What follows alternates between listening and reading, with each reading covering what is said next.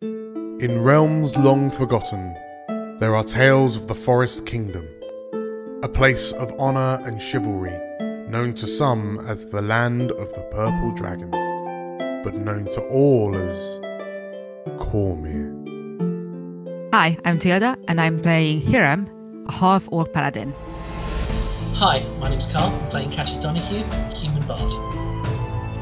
Hi, I'm Julia, and I'm playing Badger, a forest gnome monk. Hi, my name is Anton, and I play Balthazar, a Warforged Cloak of Azuth. Hi, my name is Elle, and I'm playing Slate, a changeling druid. Hi, I'm Matt, and I'm playing Zombo, who is a halfling rogue/warlock. And my name is Dan. I shall be the dungeon master on this adventure.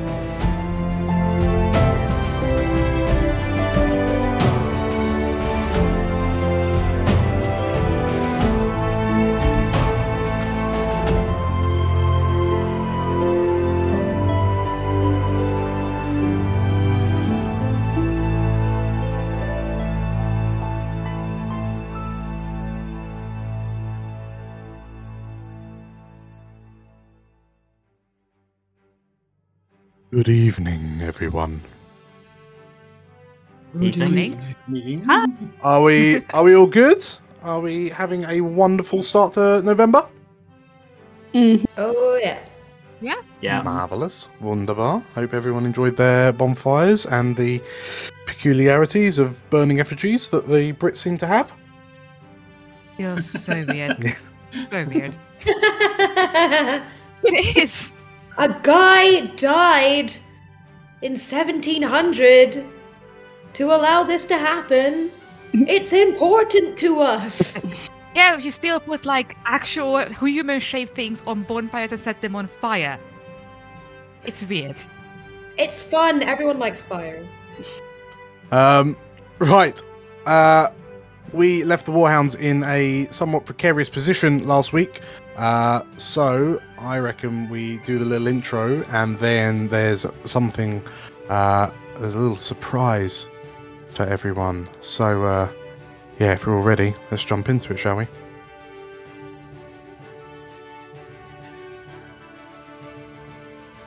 Some argue that you can measure your worth as a leader by the caliber of those who choose to follow you. Leadership comes in many forms and works differently for different people. Some look to their leaders for guidance. Some look to their leaders for inspiration. Some look to their leaders for command. Most prefer to choose their leaders, while some do not have that privilege. Some forego leaders entirely. In a nation on the brink of civil war between the current and previous monarchs, someone's choice of leader seems more important than ever. There may not always be a right or wrong answer in who you choose to follow, but it is arguably most important to make sure that what you do choose seems right to you. The Warhounds have heard the plight of Raedra and her supporters.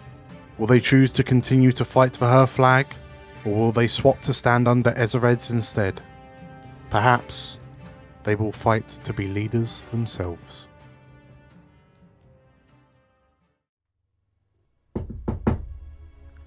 Katya? Katya, sweetheart. Are you asleep? Katya, sweetie. I'm coming in. I have some good news for you. You. No. Katya? Katya? Where is she? Hold it! You! Gather the boys. Get out into the city. I want her brought back alive.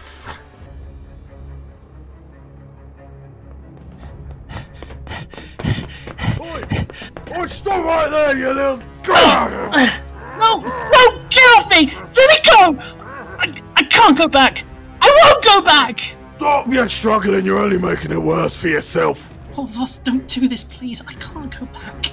You have to help me. I need to get out of Zale. Please, help me. Ain't no one gonna...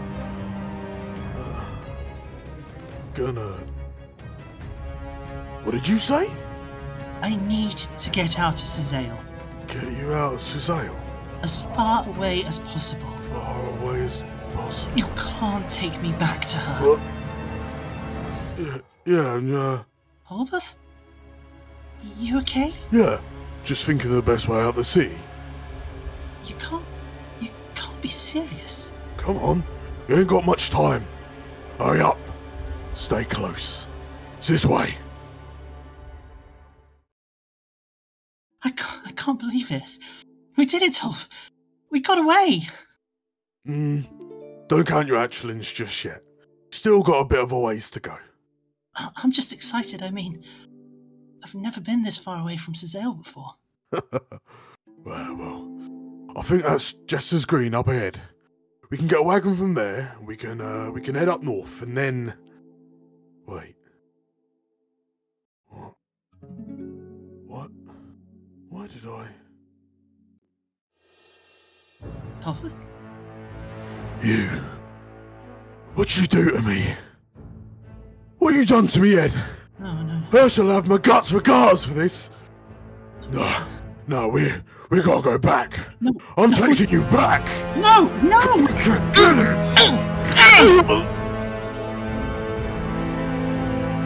Oh God, Torvoff, I didn't mean. You little. Come back here, you. If I ever catch you. I didn't mean. You came at me. And I'm sorry. I'm sorry. I'm sorry. I'm sorry.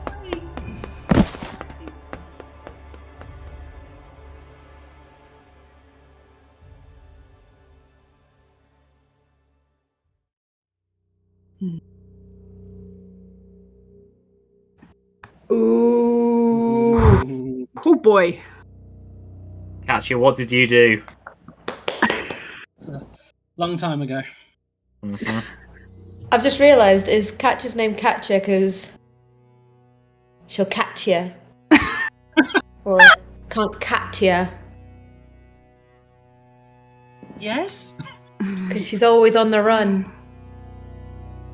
It's true. This memory punctuates itself through your mind.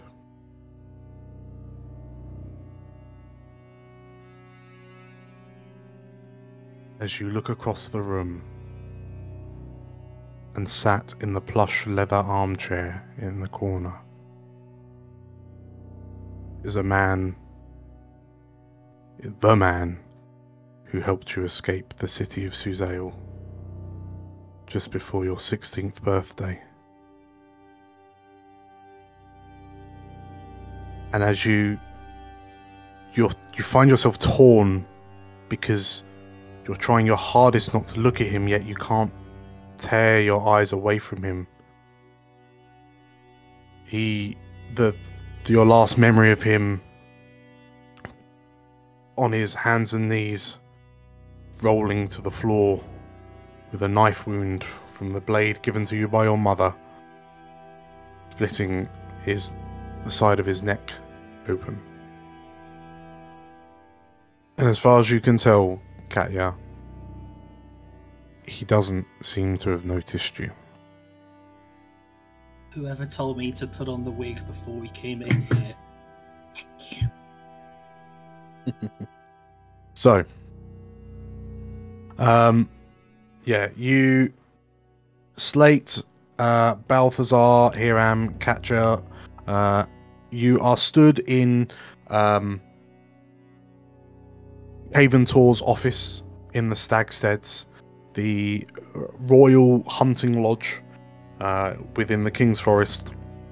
Has recently been requisitioned as a outpost for the Purple Dragons that are loyal to Ezred in the King's Forest. Meanwhile, downstairs, thanks to the aid of Betty's magic, Zombo and Badger, you are in the main hall, kind of standing underneath a rather ornate looking chandelier. surrounded in main hall, invisible, surrounded by 3 purple dragons. You remember that the reason for your being here is that Raedra has discovered that Ezred seems to be hunting down clues for some sort of artifact that is said to be able to demand loyalty. And she has taken it upon himself to deprive her cousin of such a prize, such a powerful artifact. So, whilst the 4 of you upstairs are trying your best to keep to in inverted commas almost make a distraction, that gives Sunbone Badger a chance to snoop around. But yes, Torvoff, Ursula's boy, has stood up and has straightened his jacket out. Katya, you notice that since you last saw him, Torvoff has had somewhat of a glow up. He seems now impeccably dressed, and his waistcoat, his shirt, his trousers all seem kind of naturally. They seem tailored to him, and I mean, in the grand scheme of things, looking very alive. He looks good. And alive, yes. Katya's gonna just slowly start nervously backing up, and she backs into Hiram and almost like half starts pushing at Hiram before she sort of realizes that she's, I guess as she's backing up, a bit of the black wig falls into her sort of eyeline as she sort of tries to regather her composure, but echoing alternately between Slate and Hiram's mind, she starts accidentally triggering telepathy, and you can just hear her cursing, flicking between your 2 minds as she's losing control. Okay. So yes, Torvoff has just said, were you expecting guests, Mr. Tor? And Caven kind of looks to the large fellow in the corner of his office. And yeah, he turns his attention to you, the Warhounds, and this is an unexpected surprise. I wasn't expecting to see you so soon after your little and his eyes focus on you, Katya. After your little stunt. She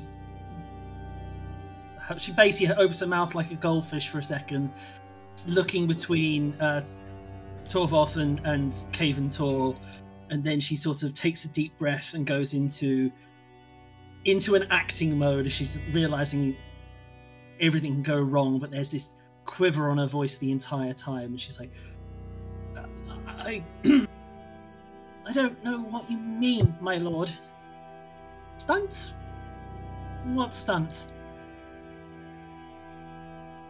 I'll be honest, there are not many occasions where I am fully pleased to be in the company of Allophons, but from what my men have informed me of my behaviour in and around the glade when we last met, it would seem that I was the victim of some sort of mind-altering magic, which, I might add, to use mind-altering magic on a member of the Purple Dragons or any member of Cormyrian military is a severe crime, punishable by imprisonment and or exile. However, it would seem that the Allophon was not able to find such effects, or any lingering magical effects on me, so perhaps I simply had a queer turn. It seems like this is not the best time. Shall we come back a bit later when you don't have other guests to look after?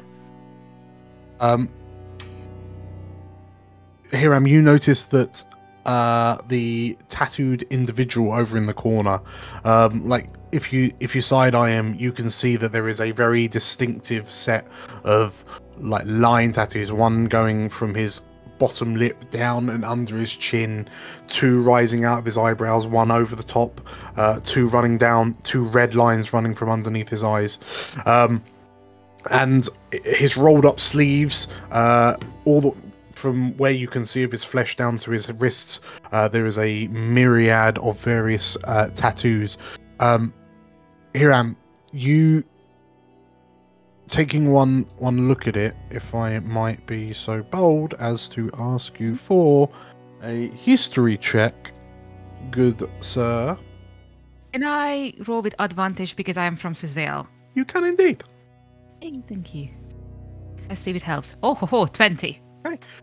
Which is helpful because you notice that the style of tattoos about this man's person is very, very similar to the sort of tattoos you'd see on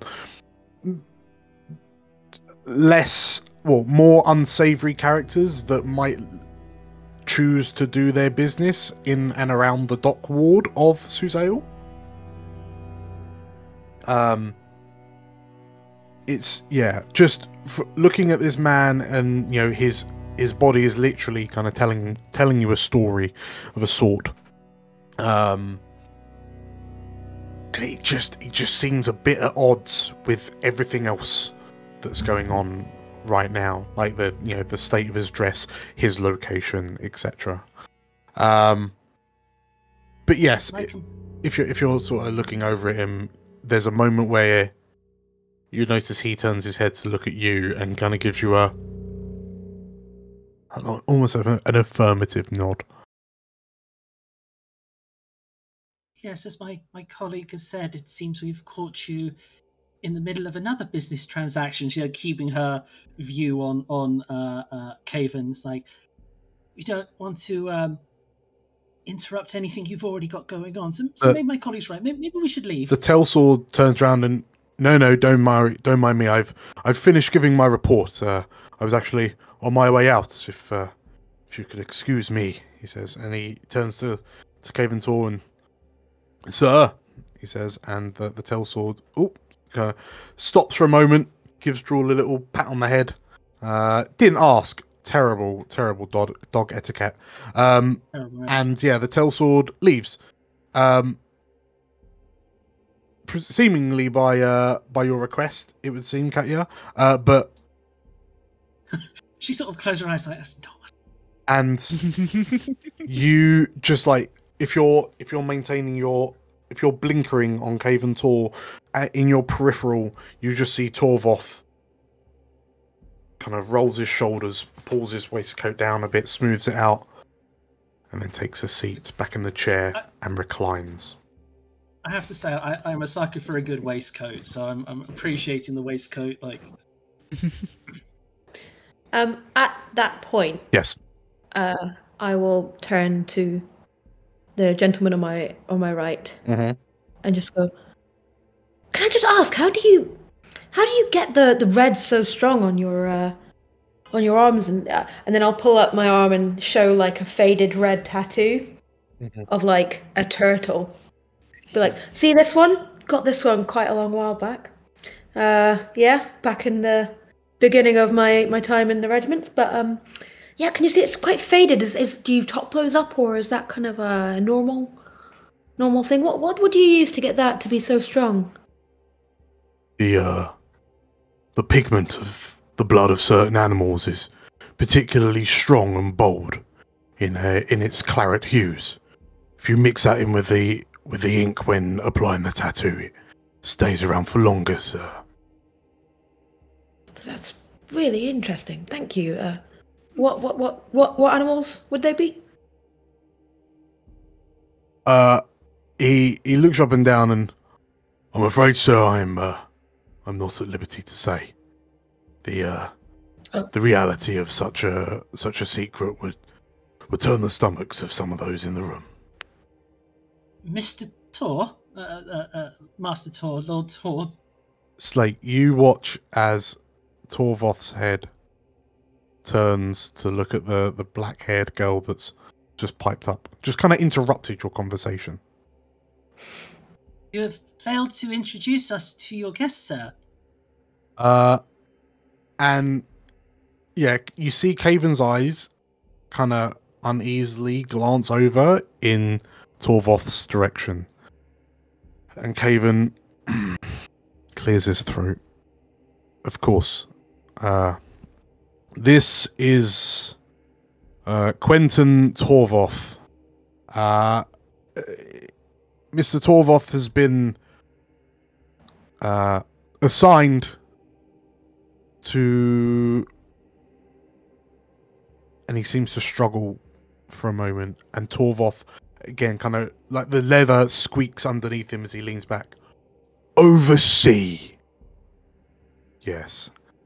Oversee operations in the King's Forest. So for now, he is our esteemed guest. See, your esteemed guest. I see. And I imagine in Slate's and Hiram's mind, there is now a bit of a background.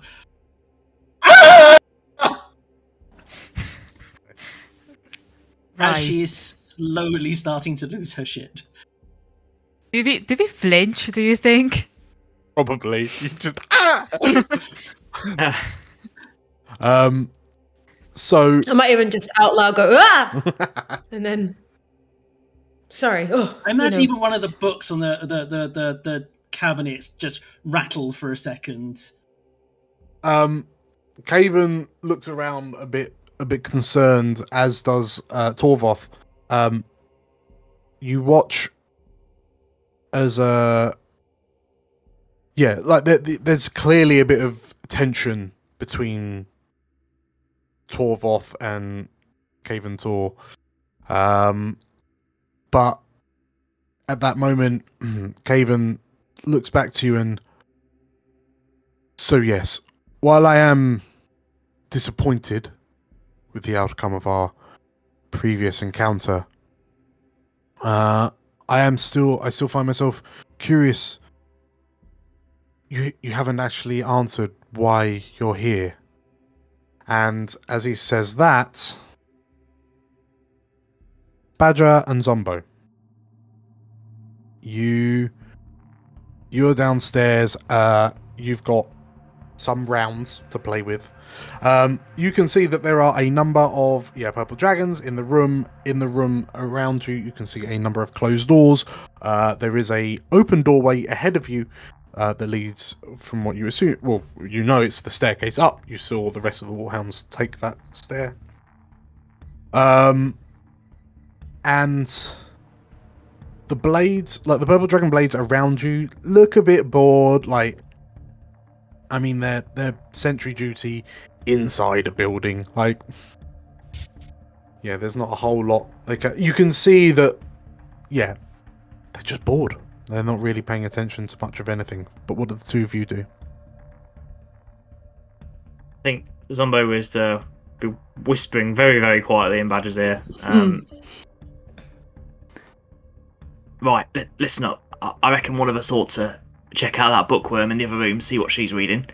And the other one can head upstairs and see if there's more rooms than... could be a whole other floor up there. Right. In that case, which do you want? You check out the bookworm. I'm going upstairs. I'll create a distraction for you, but I will lose my invisibility. What was that? What was what? Murphy, what was that? And one of the dragons... I didn't say anything. Oh, what's up in the wind? Cool. Right. So Badger's plan is basically get round the corner, probably up here onto the staircase, and then from then on just blag it, say I'm with the Warhounds if anybody sees me after that. But basically, is this a fireplace, Dan? Yes. I can use my manipulate fire cantrip to basically cause a ruckus, and then that will allow you Ooh, sorry, I didn't mean to open that. That will allow Zumbo to slip through the door, hopefully unnoticed, while everyone pays attention to the fire over here. That's my plan. I think I can. I think that's great. I think I can just go this way and then right. Oh, can you? No. Yeah. No, I think there's an open route. No. Yeah. So don't lose your Very much invisibility. simpler. There is not. There is not. Oh, there's not. It Okay. is not. I just- I'm misremembering. Yeah, no. There's a Okay. so that area there is like a foyer into this main hall, and then it seems everything kind of leads off from here. So yeah, the Or door that Badger was pointing towards would be. Tell you what, Badger's just going to go onto the stairs, maybe cause a bit of a ruckus on the stairs, and then sneak off, still invisible, and hope that people look towards the stairs, so that you have a chance to slip through. As long as it's not locked, that would be annoying. So yeah, off she goes. She's going up here, and then she's going to create a ruckus. Oh no, help! You down there, help me! And then she's going to carry on sneaking off. Zumbo, you can't see or kind of hear Badger, but you trust that she's potted off. And you stand by the door, you look up. The door, it doesn't look like it's a decrepit or ill-maintained door. But after a few moments, you hear, "Somebody help!" And the three blades in the room kind of look at each other. And in beautiful military precision, all three bundle in one after the other to see what has happened. Yeah. So as soon as they've got all their backs to me and stuff, I'm going to tentatively try the door handle. Okay. Is it open? You can click and find out. No. Hey! Okay, so the door opens. The first thing you see, there are two more purple dragons.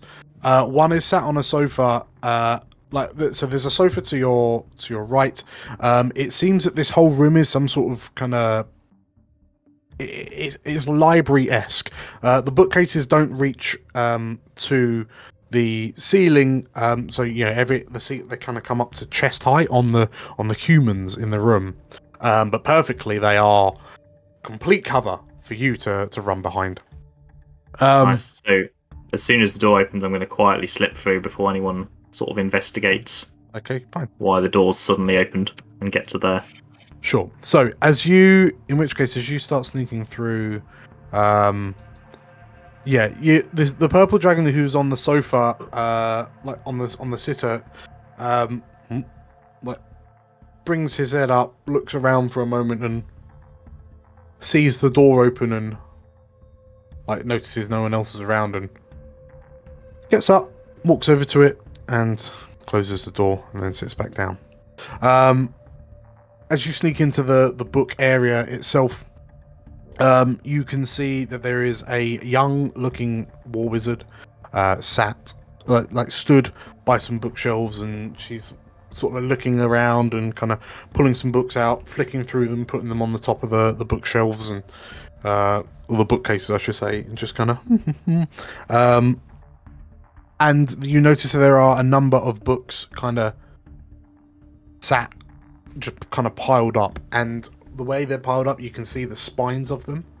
And you notice that all the books seem to be around concepts of responsibilities of leadership, and the virtues of a positive influence, and mind-altering enchantment, and you. Okay. There's also, one final book, the Psychosis and the Peculiarities of the Mind. Are these books kind of open? Do they look like she's been reading them?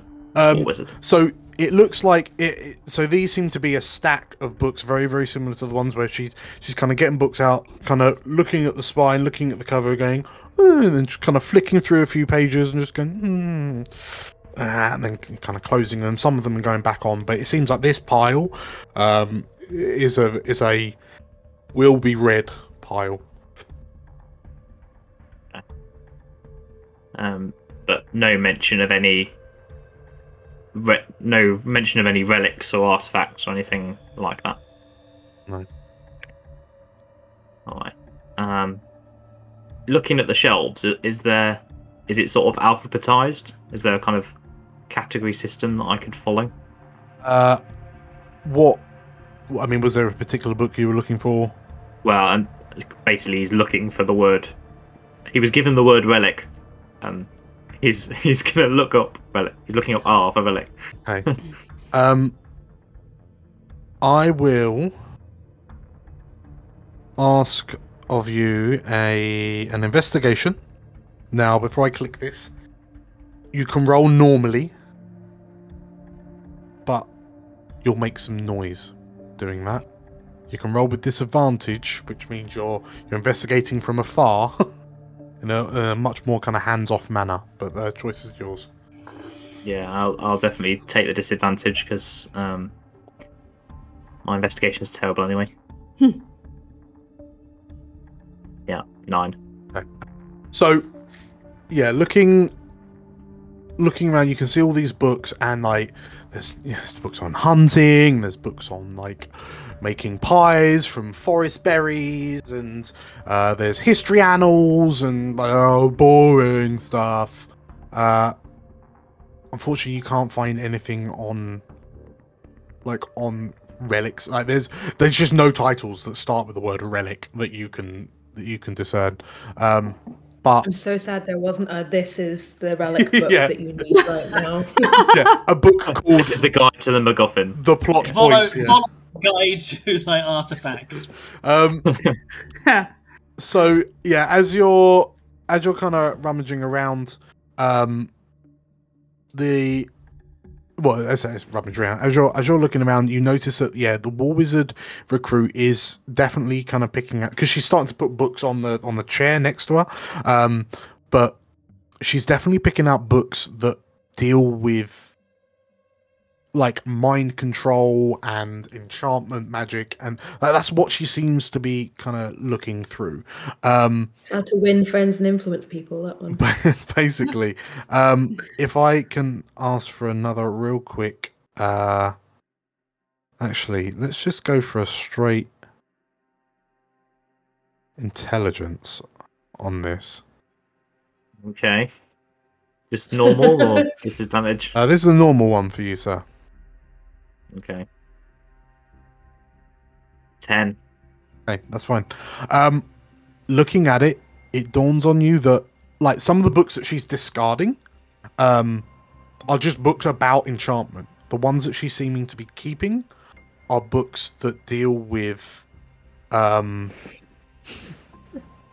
books that deal with the effects and the after effects of mind manipulation magic. Okay. And like how to cure it and treat it and stuff like that. Yeah. Okay. So right. Not so much how to do it. Yeah. So yeah, you notice that one of the books she picks up is effectively like a nurse, like a bed nurse's guide to people who've had like sustained like magical, basically psychic damage for all intents and purposes. It's that sort of stuff. Like, oh, how's potions and salves going to? Yeah, that sort of. And as you have that realization, the mutton chopped purple dragon in the room opens the door to the north and begins heading through into the room above. Meanwhile, Badger, you're hollering and honkering as you run up the stairs, and you hear the sounds of 3 purple dragons kind of following up. And they all kind of gather at the bottom of the stairs, and they're looking around, looking at each other. You hear some of them start to come up the stairs. What do you? Badger is gonna... Oh, it looks like there's another load of stairs up. Up she goes. Oh boy. No. That was okay. Yeah, back you go. Sorry. Okay, so it's this way, is it? Yes. Okay. So what do I see? So around the corner. Yes, oh boy. As you come out onto the landing, you can see that there are a number of purple dragons. Yeah. One of them, from your time in Cormyr, you've been able to identify that one of them is a tail sword, so effectively like a sergeant, Right. like a unit sergeant. The others are blades, so the standard grunts. You can just about see the silhouette of Hiram through the doorway. Yes, I can. Right down here. Doesn't feel like it's an awfully good idea to hang around or try to go through any doors in this room. Well, is there? Sorry, go on. Does it seem like there's anywhere else I could go that I won't arouse any suspicion? I mean, from where you can see, all the doors, you're correct, do appear to be... Well, there's a door behind you, which is closed. And which way are all these purple dragons facing? They're kind of facing each other. So as you come up the stairs, one of the purple... So this purple dragon here is actually kind of taking a step forward and... Sir, pardon me for asking, but... Warhounds. And the tail sword stops. You see the shoulders slump and... Yes, Blade. They were the Warhounds. Yes. And the purple dragon... Oh, they're bloody heroes, they aren't they, sir? Language. Blade.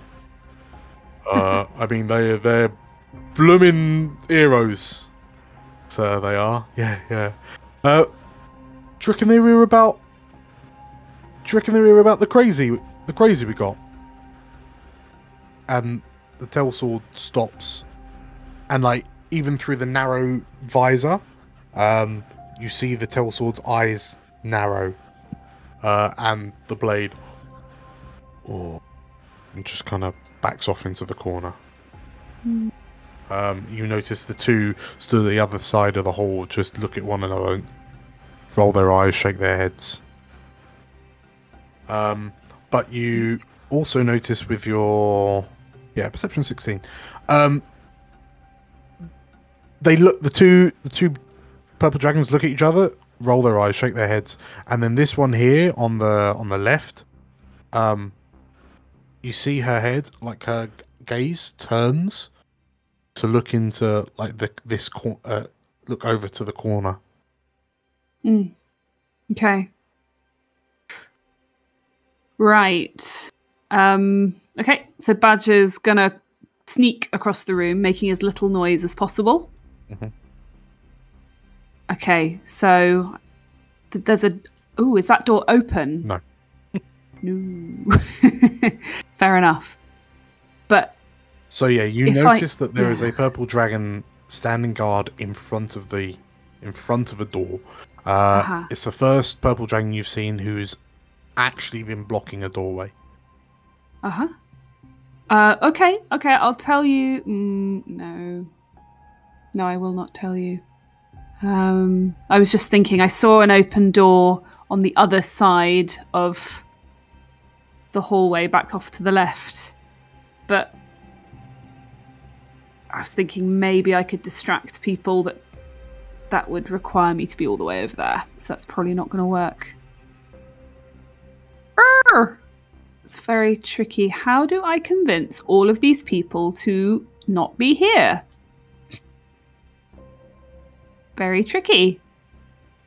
I mean, I could probably sneak up behind Hiram and sort of whisper to him very quietly while the main conversation's going on with Caven Tor, possibly. Do a little boom, boom, boom on the back of his armor. Yeah, okay, I'm going to do that. Very for you. Yeah, exactly. Very quietly, just gonna sort of do a little tap, tap, tap. Don't look. It's me. Hera, they have a crazy. It might be the thing we're looking for. I am going to just tap the armor on my leg to let her know that I can hear her. Okay. I need a distraction. And I just mm-hmm. Okay. Thank you. Back off again. Tap tap. Okay. So, Hiram, with that instruction in mind, yeah. So, back in the room of awkwardness,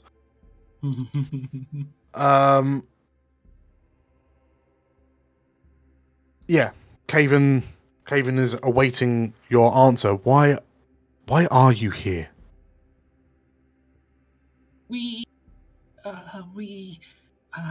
Did you bring fish with you? Not at this time. She is not in the. If we did, we came here because of her, and I wanted to check on a couple of things before we proceeded with our investigations. Also, sorry, I was picked up on the way by the Warhounds, the heroes of Holic Forest. I got separated from my regiment. I was brought here as the closest nearby area. Perhaps I could. It's been a very difficult time with the bandits and everything that's going on. Would I be okay to take a rest here, sir? Haven looks at you like he's studying you, and like he looks a bit almost confused. And Elle, I'm gonna give you the opportunity. I love opportunities. To choose from yellow, green, grey,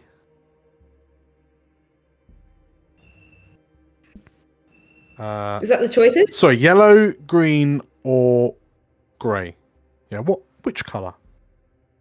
Oh, I hate these kind of choices because then if I get it wrong and it's all okay. There is no Green's wrong answer, I remember. So green's my favorite color. Okay. Grey's my least favorite color, despite it being my last name. Oh, maybe I should go for grey. Yeah. Grey. Okay. So Caventor looks at you and notes the grey banding on your tabard that denotes you as part of the 8th Regiment. I'm sorry. I'm usually very good with the names of my soldiers. Who are you? Sorry. Tarabar Escarin, sir. Fairly newish. And he starts looking through some papers. Welcome to the Stag Steads. Thank you for escorting these heroes. Well, if anything, they escorted me. Honestly, we were caught up in quite a bad.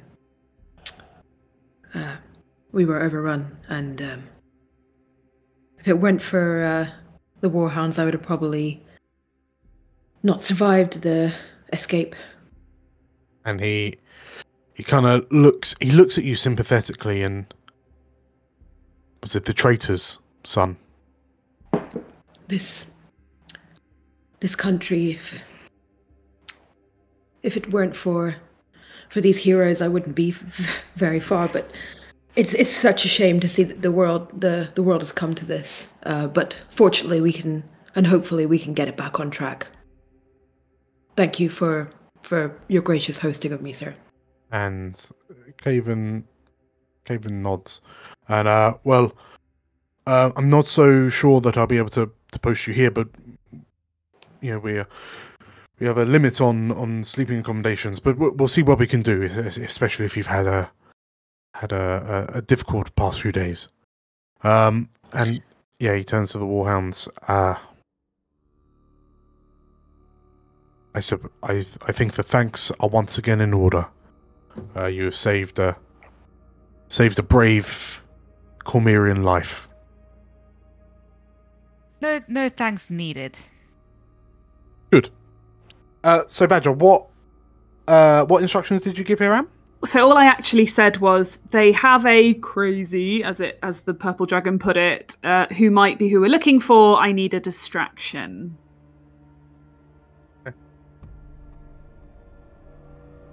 Yeah, she didn't say it needs to be a good distraction.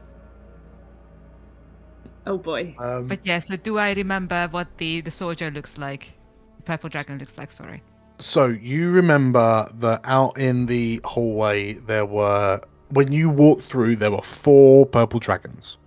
And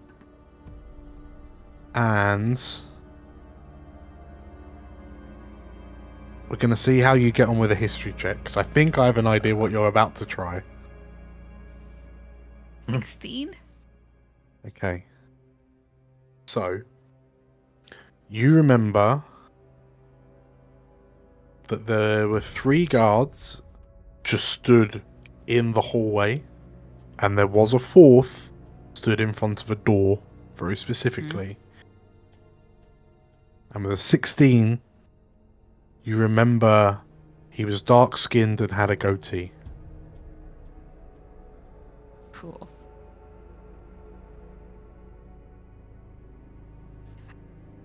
Out of character, I'm just thinking there are 2 people I can throw the accusation at. One of them is definitely a guaranteed fight. Yeah, but I mean, what's Katya done to you, eh? I mean, you are not half wrong there. It's not Katya, but it's someone Katya Go for the would power play know. and accuse Caven Tor of being the shapeshifter. It's like, bravo. You know what? Let's go big or go home. No. Okay, yeah. Yeah, but I am going to give a kind of a noticeable only to Caven Tor look. To just go look very opposite in the direction of the corner where Torvoff sits. Like, we believe that the shapeshifter is now here. Oh my god. This is great. Fair play. Okay. Oh, we have just become agents of chaos, haven't we? Right. Okay. Someone at Zumbo feels a warm, fuzzy sensation. Okay, Mr. Paladin. Right. Let's. And you guys rag on me for burning down a tavern once. He's oath of duty. It One just depends time on it what was the duty is. much like And he's causing a distraction at the moment. That is like his duty. much like Marvin Also- Gaye. Let's get it on. Yeah, also a bardic inspiration would be lovely right now. Yeah, it would be lovely right now, but she's freaking the fuck out, man. Mr. But you heard what I'm doing. Help. Mr. Silversword, if I could have your deception roll, please, against Mr. Tor's contested insight. 21. Nice. Come on, roll low. Roll. Here's low. the thing. Come on, Dad. I'm rolling it private. Yes. Oh, I didn't roll it private. Okay. Oh. We can pretend we didn't see that 6. I'm sorry. Okay. Well, So, I'll pretend, and then you can go. Oh, it was really high. Sorry. so you look at Cave. You are dead-eyeing Caven Tor as you say this, and like Caven's expression as you talk to him, like, oh, yeah, as you say, there are werewolves in the forest, and we think that there's one here, and yeah, he might be here, and you see kind of Caven's eye line just kind of flicking backwards and forwards. The brute in the corner hasn't noticed what's kind of happening, and Caven lifts his head and Huh. Interesting. And you would. What proof do you have for yeah? Where have you? Where did you manage to get this information from? We have been following shapeshifters for a while. We actually have been traveling with one. I do believe you have met them last time we crossed paths. That's public information. Caven. Wait, what? As his mind starts blowing, you what? You have a. There was a reason why we didn't want you to take fish. with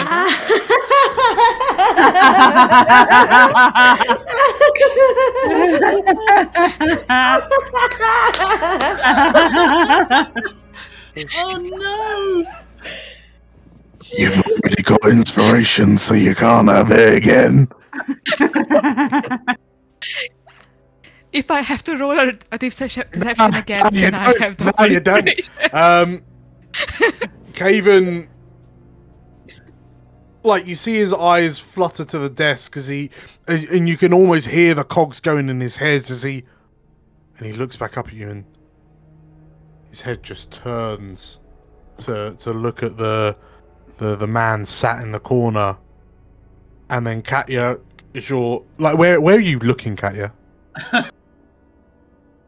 Doesn't include that corner. Okay, so off to the side, you just hear, what? What are you looking at? And Caven shouts, guards. And Badger, you watch as a number of the purple dragons kind of duck their heads out round and yes, sir? Could you, I'm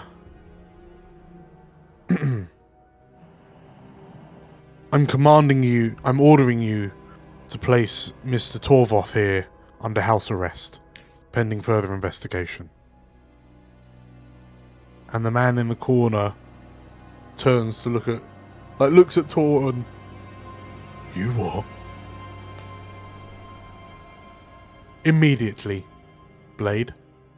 And the purple dragons, she looks at Torvoff as he slowly gets out of his seat, and he just doesn't seem to stop growing as he stands up. And it's almost Katya, just out the corner of your eye, you can see the silhouette growing, and it's almost, you feel as if he's about to hit his head's about to hit the ceiling. He just keeps on seemingly getting bigger and bigger. And the blade hesitates for a moment, and quietly, calmly, Caven Tor says, "That was an order, Blade."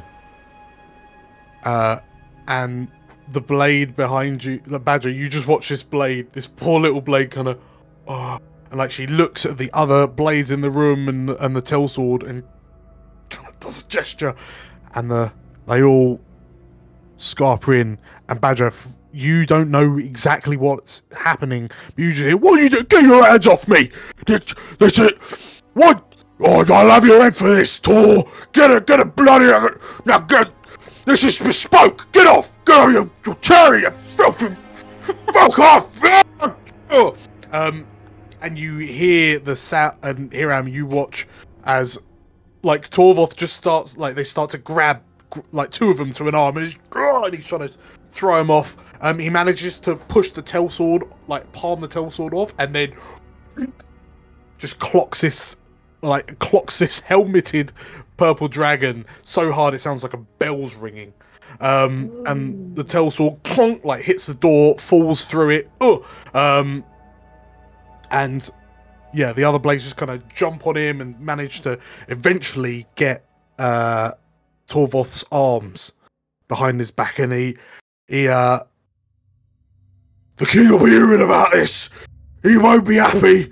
He won't be happy at all, he says, as the blades go, yeah, all right, enough, son, enough. And drag him out of the room, and Badger, you just watch as this behemoth of a man is bodied out of the room by the 4 dragons who have now abandoned their posts.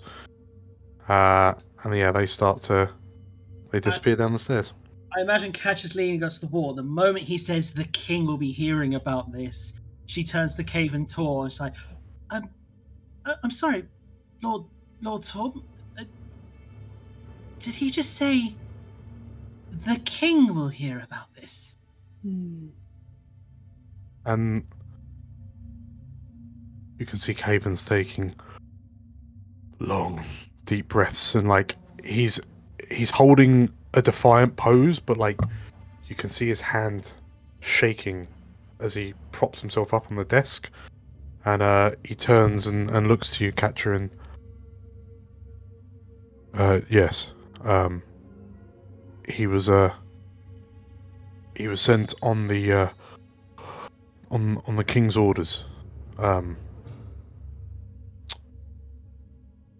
In which case, do you want us to have it in writing that we were the ones who gave you this information, just in case the king wants to know exactly what happened? I think that would be wise. Yes, we've just accused an advisor to the king of being a shapeshift. Being a shapeshifter, so Yeah. That will be a difficult report to write. Yes, I am happy to give my name for this one. Hiram, Because basically, I was the one who accused him. You don't have to take the responsibility for this one. Hiram, Yes. just before we continue the second, just before we approach this any further, but I'm sorry, did you just say advisor to the king?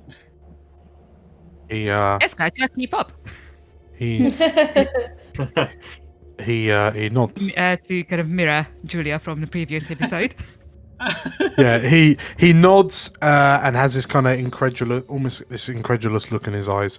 I'm really sorry, but it's important for our investigation that you tell us everything about that man. And Caven looks at you. Well, presumably, I wouldn't know if I had no idea he was. Well, you've just accused him of being a shapeshifter, so perhaps my recollection of accounts isn't as accurate as we hoped they would be. Sorry, no. I think I need to stress this. You need to tell us everything that you think you know about this man. That you've just said is advisor to the king. I feel like we are not in the position to demand information from in this situation at the moment. All due respect, Hiram, I think we're in a perfect position to demand orders, to demand things from Mr. Tor here, especially when he says that man was advisor to the king. Okay, bear with me for 1 second, and I'm going to grab Katya by the shoulders and just say, I need you to calm down a bit. I don't think you quite understand, Hiram. I do understand. This is not the place. Please. He was one of the boys. I know. I from your reaction, I got that this is a thing. I need you to calm down in this room. We will deal with this. We will talk about this, but not here. Dumbo. I didn't realise you went out and bought a Zegway. Zumbo. About 10 minutes in the past, you are downstairs in the kind of library with all of the books that you and the titles that you've seen. You've just seen the purple dragon kind of leave out through one of the doors. What do you do? So yeah, once he's finished reading the sort of the titles of the books that the War Wizard was picking out and scoffing to himself inwardly that anyone would need to read a book on leadership, you know, rather than just being naturally gifted. He's he's going to slowly pad his way to follow the the other purple dragon. He's being wary of Badger's warning about Alethon's potentially being able to see through invisibility. So rather than just waltz in like he would normally do, he's going to kind of stick his head round the door and see what he can see. Okay. So inside, you can see the mutton chopped purple dragon walks up to a table that appears to have there's a tell sword, there's a posh looking purple dragon, and I mean, looking at him, he's effectively a textbook wizard in the purple hat, purple robes, probably a war wizard. You would have to roll me an intelligence check. Oh damn, you really? Normal? Yep, normal roll on your intelligence check. 10, okay. I'm consistent. It's a wizard, alright. Yeah. Don't know what flavour a wizard, but that's definitely a wizard. Pointy hat equals wizard, alright. Pointy hat wizard, yeah. Pointy hat and beard wizard. Yeah. He's got a beard, old wizard. Giving the room a quick scan, are there kind of like stacks of documents or anything that looks like official papers? So, interestingly, no. So what you can see is there are a number of... Like, the room itself is rather large. Like, off in one of the corners... Like, the wizard and the tell sword seem to be sitting in almost like a bay alcove. That is walled off because, you know, it's... because of the construction of the kind of growing out the cave kind of thing. You can see a piano over in one corner. You can see that there's a row of kind of waist height, or for you, like forehead height, cupboards. On the other side, you can see a fireplace. There are some seating arrangements. There's a very fancy chandelier hanging from the ceiling. This looks like a lounge. And yeah, I say the wizard and the tell sword seem to be playing some sort of board game. It's like an 8x8 black and white game. You've seen some boring people play it. People with no ambition in life, clearly. But yeah, you don't know the rules. Are they talking about anything? Are they having a conversation? You can see. So you notice that the tell sword looks kind of distracted. You've noticed that you think he's white, and he hasn't got very many pieces left on the board. The war wizard just looks really smug with himself.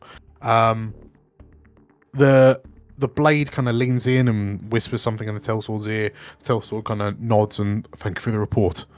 And then you watch as the blade kind of leaves, makes his way across the room, and opens the door out into the main hallway again.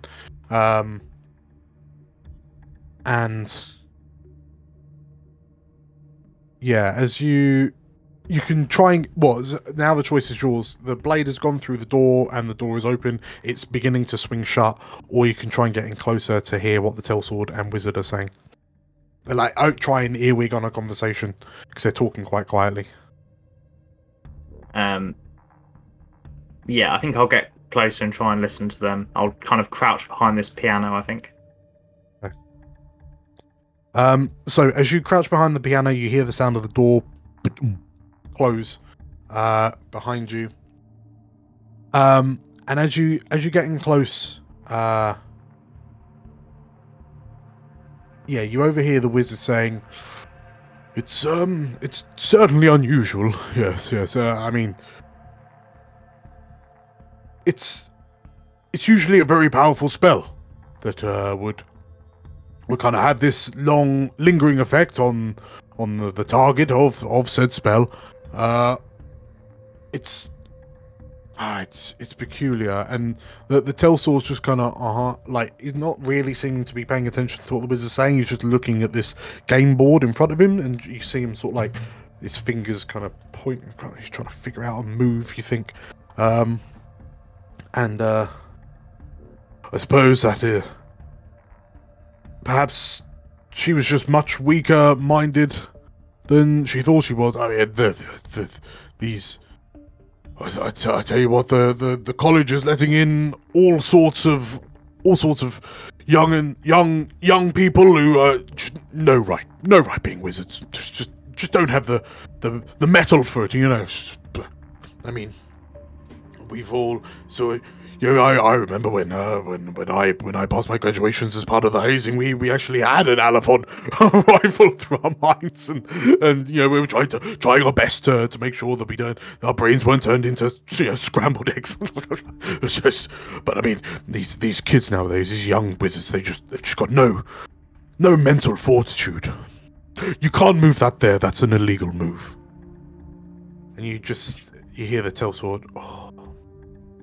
Moves the piece back. Okay. Yeah, he'll clock that, and then he's just going to go back to this door and listen to it to see if he can hear the guards breathing just outside. So, yeah, the guards.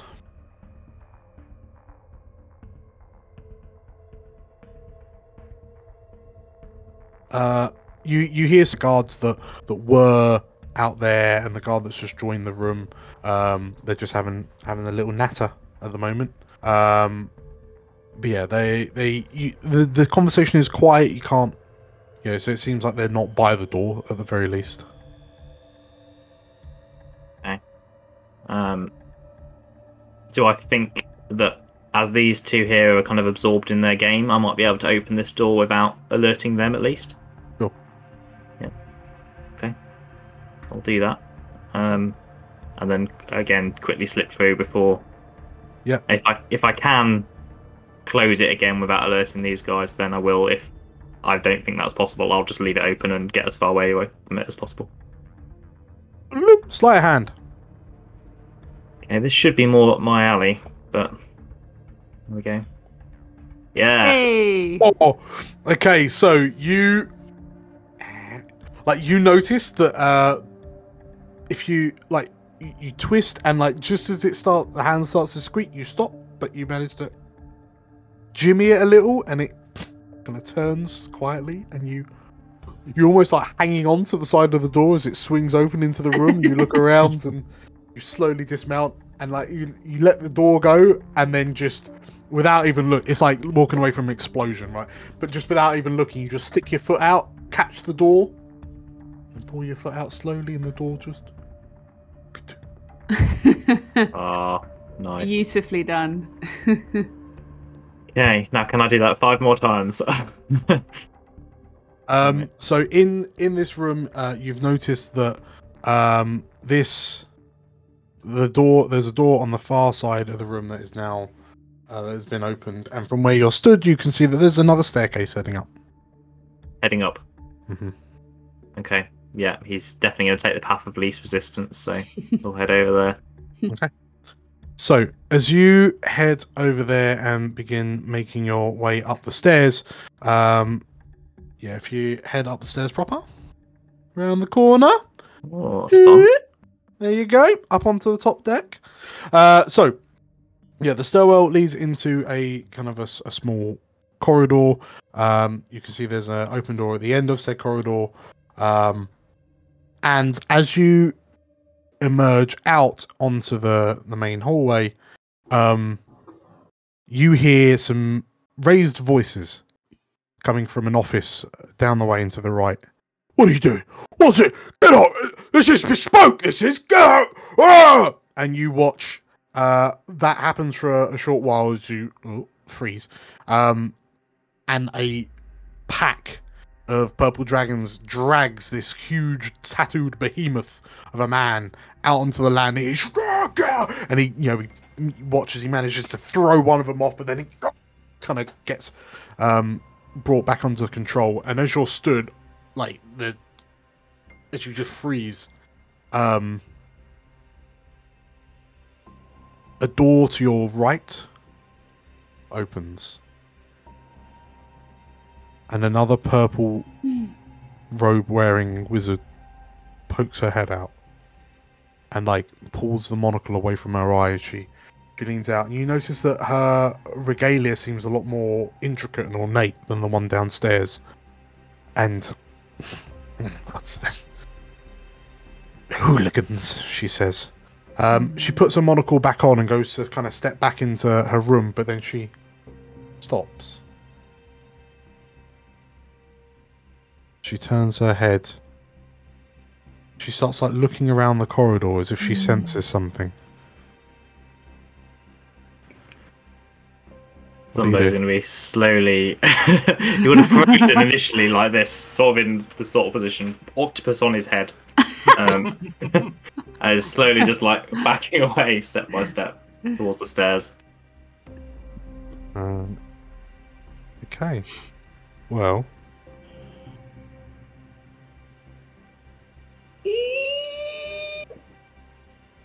Oh no! And as this woman, this middle-aged woman, just kind of scans the corridor, and you start to back away into the corridor from whence you came, her eyes fix on the point you were standing. And then she tuts, heads back into her room and closes the door.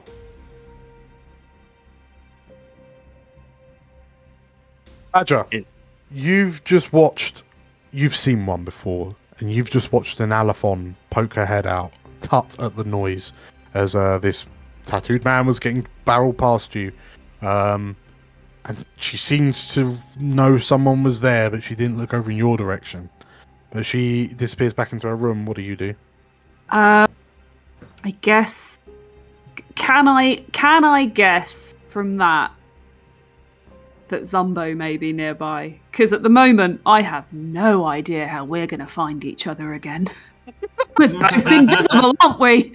In about 40 minutes when the spell runs out. Yeah. Is there any chance that Betty would be able to see me since she cast the spell and she's a bit magical? So she could sort of poke Zumbo and point to where I am. What's it called? Remy the Rat in Ratatouille. Like, she can Ratatouille him. Okay, so in that case, so actually, Zumbo, when you were out on the landing, you just felt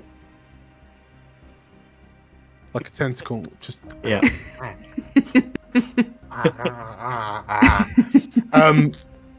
and as you look up, you just see one tentacle kind of pointing down the corridor at a space. It's just pointing into a gap. You kind of get the impression that it was Badger, but in that kind of that's what that was happening whilst the wizard was out on the landing, which is why you had to make the retreat. But yes, you have a feeling that Badger is in your vicinity. Okay, great. Yes, Badger, what do you do? I am currently my distraction came and went, didn't it? And the person beside this door did not move. So I'm really. Did they not? Oh, or did they? Oh, hang on. They did. Right. Okay. I'm gonna so casually sneak up to this door. Yeah, I'm gonna sneak up to that door, and I'm gonna listen. Listen at the door. Is there anyone in there? You need to roll me a perception check. Sure. That's what you need to do. Yeah. Okay. I'll do that. It's a 10. It's very average. You hear nothing? I hear nothing. You hear nothing apart from the sound of Katya seemingly having a bit of a meltdown in the room just around the corner. Excellent. Okay, I'm gonna try the door. Okay. As you go to try for the door, Slate, a few minutes in the past, you've heard a big ruckus in the room that you snuck out of. A few moments later, the tell sword is knocked through the door and you watch as this kind of vase that was on a plinth just rocks violently, and you realise in this moment it's going to tip, and it's up to you in this moment, at this point in time. It is in your ability to try and catch this vase. And of course I will, because the first thing I would probably try and stop looking like I was listening in on this door. Yes. So I'll be like, immediately the first thing is like, help, do something else. So it's a good distraction to catch the vase. Okay. Catch the vase. Catch the vase. Use the dexterity check. Dexterity ability check. I got a 12. And you managed to grab this vase before it tips onto the Tellsword's head. And the Tellsword looks out for the count. Oh. I'll probably he has been knocked unconscious. Probably kick him a bit. With my toe. Not more like toe tap. Okay, sure. Nudge. Yeah.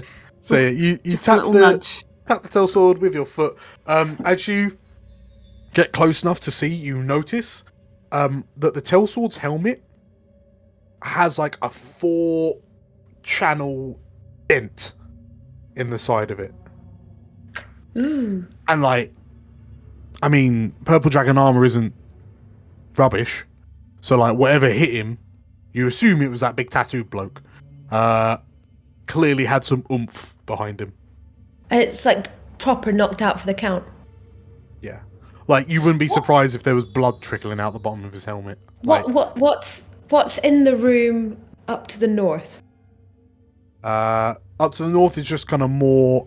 So there's a bust of some noble woman. You see a small door to the top right. You see a small door, a main door on the northern wall. You, using your geography, you know that would lead out into the hallway, the landing. So small door to the top. Yes. Can I walk up to that and tentatively check in it? Yeah. So sorry. Which open the door you wanna? Or click on the door you wanna open. Boom. Okay. Oh, it's huge. So yeah, peering out, you see it's the landing that you arrived in on. Okay. So there's people out there. No, it's empty. Okay. Sorry. You look out, there's no one there.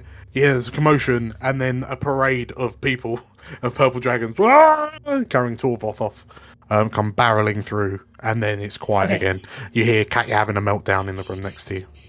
Okay. Oh. And to the right of me is the hallway that we came in from. Okay. So yeah, this is where you came in from. Uh-huh. You haven't explored to the left. You can see that what I'm looking for is a cupboard style cupboard. I mean, there looked like there was some sort of closet type door just behind you. Yeah, okay, that one. Yeah, I want to stash this guy in the cupboard. Okay.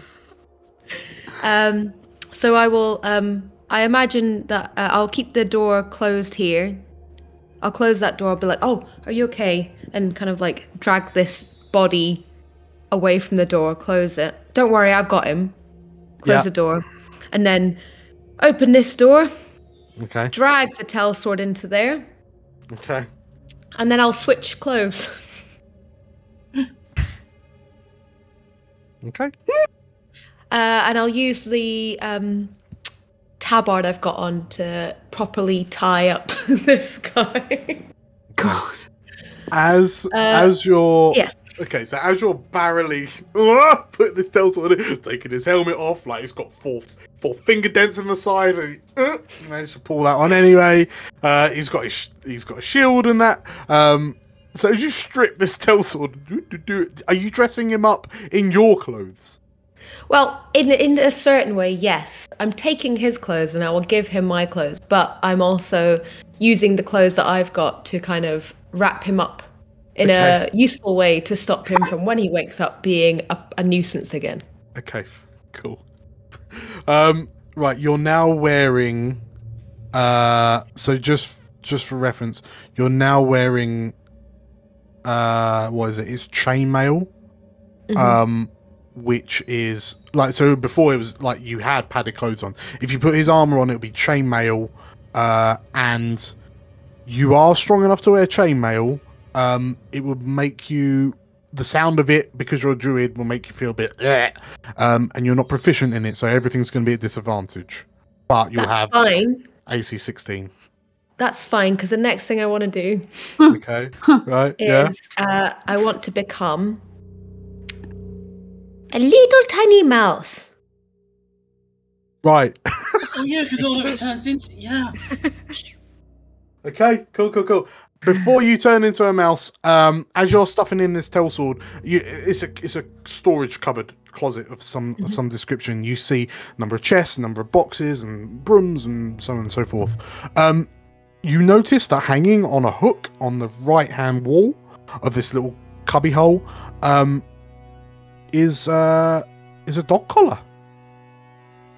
And you assume, given it's a hunting lodge, it was a dog collar for one of the hunting dogs, but you haven't seen any hunting dogs, presumably because all the hunters are gone. But in that moment, you realise that Jewel's collar's looking a bit tatty, doesn't it? Yeah, I'm definitely going to take that. I mean, also just because of the curiosity of what's happening at the moment is like, yeah, I'll take that. Cool. Okay, so you pick up this collar. It looks like a rich black leather, and it's got the little dangly pendant bit is kind of circular, and it looks like it's got. It looks like it's almost like a crescent moon, like so circle.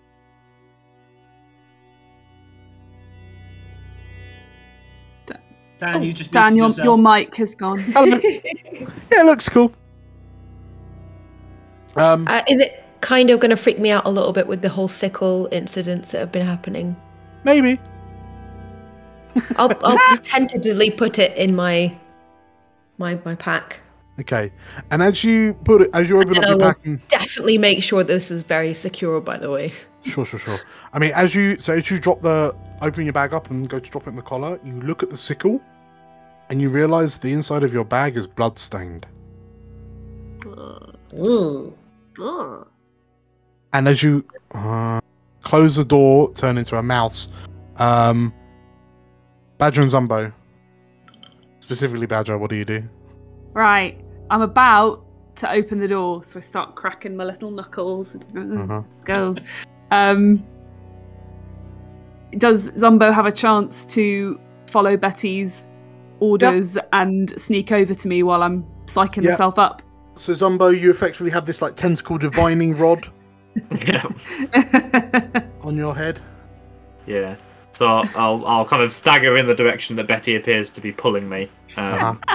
Arms like this, like trying to feel Badger, I guess. Before he just crashes into her. Okay. And then as he gets sort of close to the end of the corridor, I'll go, Badger. Zumbo, quick! I'm going to open this door. Apparently, they have somebody who might be the person we're looking for. So, I think I'm going to check in here for them. Alright, I'm with you. Right, okay, I'm going to open the door. Hey. Oh no. You open the door. Oh no. And find a bedroom Uh-huh. in a complete and utter disarray. Ooh. The bed sheets are pulled off the mattress. There are clothes, various clothes strewn across. It seems like a whole wardrobe's worth of clothes just scattered about, almost as if they've been put on and then immediately taken off and discarded. You can see that the cushions on the chair in front of the fireplace have been removed from the sofa and they're propped up against the wall. The room is a state. Mm. And Right. in the middle of it all, sat on the end of the bed, with a quaint little smile on her face, her hands resting and slowly rubbing the tops of her thighs, is what appears to be a young moon elf war wizard. She's got her skin has an ever so slight purplish blue hue, like a twilight sky kind of hue colour. Her hair is silvery grey. she has these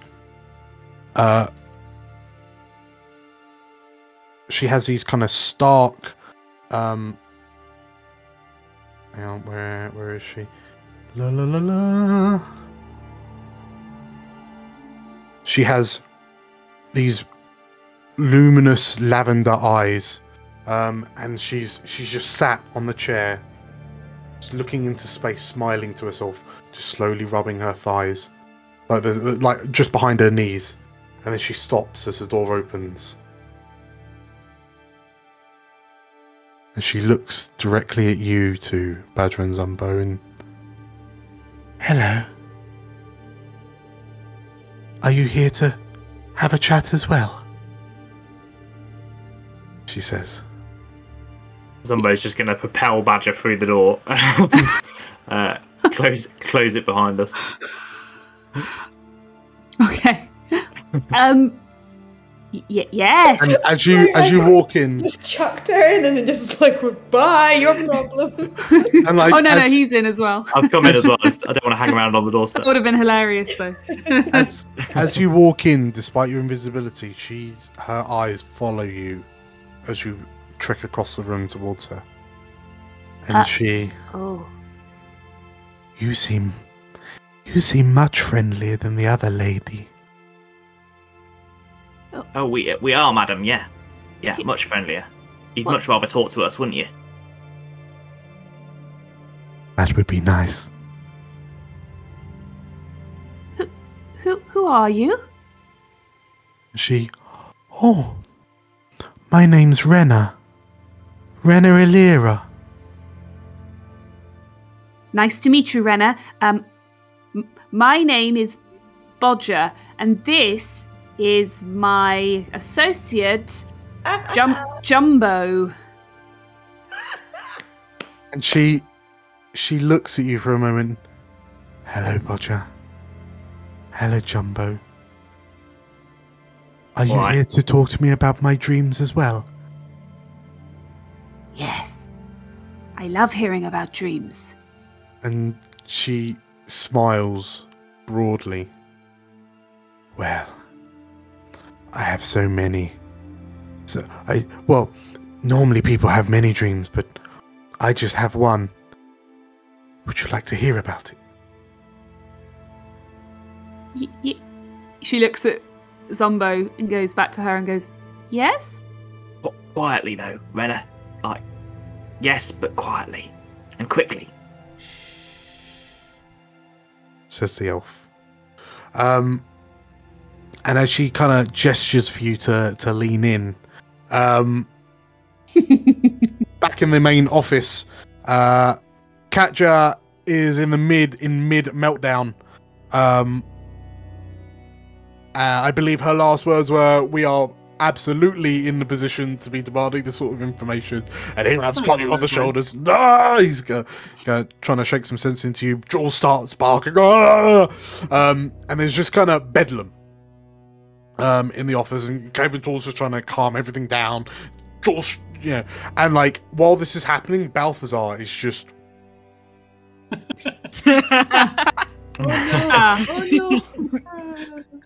And Hiram, like out of the corner of your eye, like you could just see like Balthazar just on a swivel, just like the world's angriest, loudest tennis match. And you just watch as the big Balthazar's head just like goes from looking to you, like looks up slowly and kind of looks out the window, and like in lieu of like a raised eyebrow, you just see Balthazar's head tilt. Cool. Excuse me, Mr. Tor. Do your purple dragons normally sleep on the job? And you notice that he's looking out of the window of Tor's office. Oh, no. And here I'm looking, like you can't see because he's got the height. Balthazar's got a height advantage, and Tor looks to Balthazar. What the? And he steps to the window, and by the gods, he says. Is anyone else following him to the window? Yes. Imagine at this point, now that they've interrupted, Katya does step up to the window, and I can only assume Raedra has not waited. Oh, quite the opposite. Please, As you, I'm going to be happy. as you look out the window, like there are the two purple dragons that were guarding the front gate, are on the floor, covered in blood, and you notice that one of them is almost looks as if she's been twisted in half, and you hear at that moment everyone in the building hears shouts and cries as they all start looking out the window, and Hiram, you watch as this purple dragon here starts, like one of his legs lifts up and he starts to get pulled, dragged across the grass by some sort of invisible thing. But as he begins to move, you see a shimmering. The shimmering fades, and you see what appears to be a jet black scaled creature covered in red blood-like markings, and it pulls the purple dragon along the floor, lifts up the corpse, and you turn away as there's a bite. You hear more shouts and screams, and then the creature turns its head, looks at the window downstairs, and there's a smashing of glass as it bounds through the window into the downstairs of the building. And as you hear, "Roger attack!" from downstairs, we'll take a 10-minute break. No, come on. Oh my word! How I knew you were going to do that. Bitch! See you in a bit. Right, No! The fan! Badger, we'll get out the window, Badger. Alright, see you in a bit!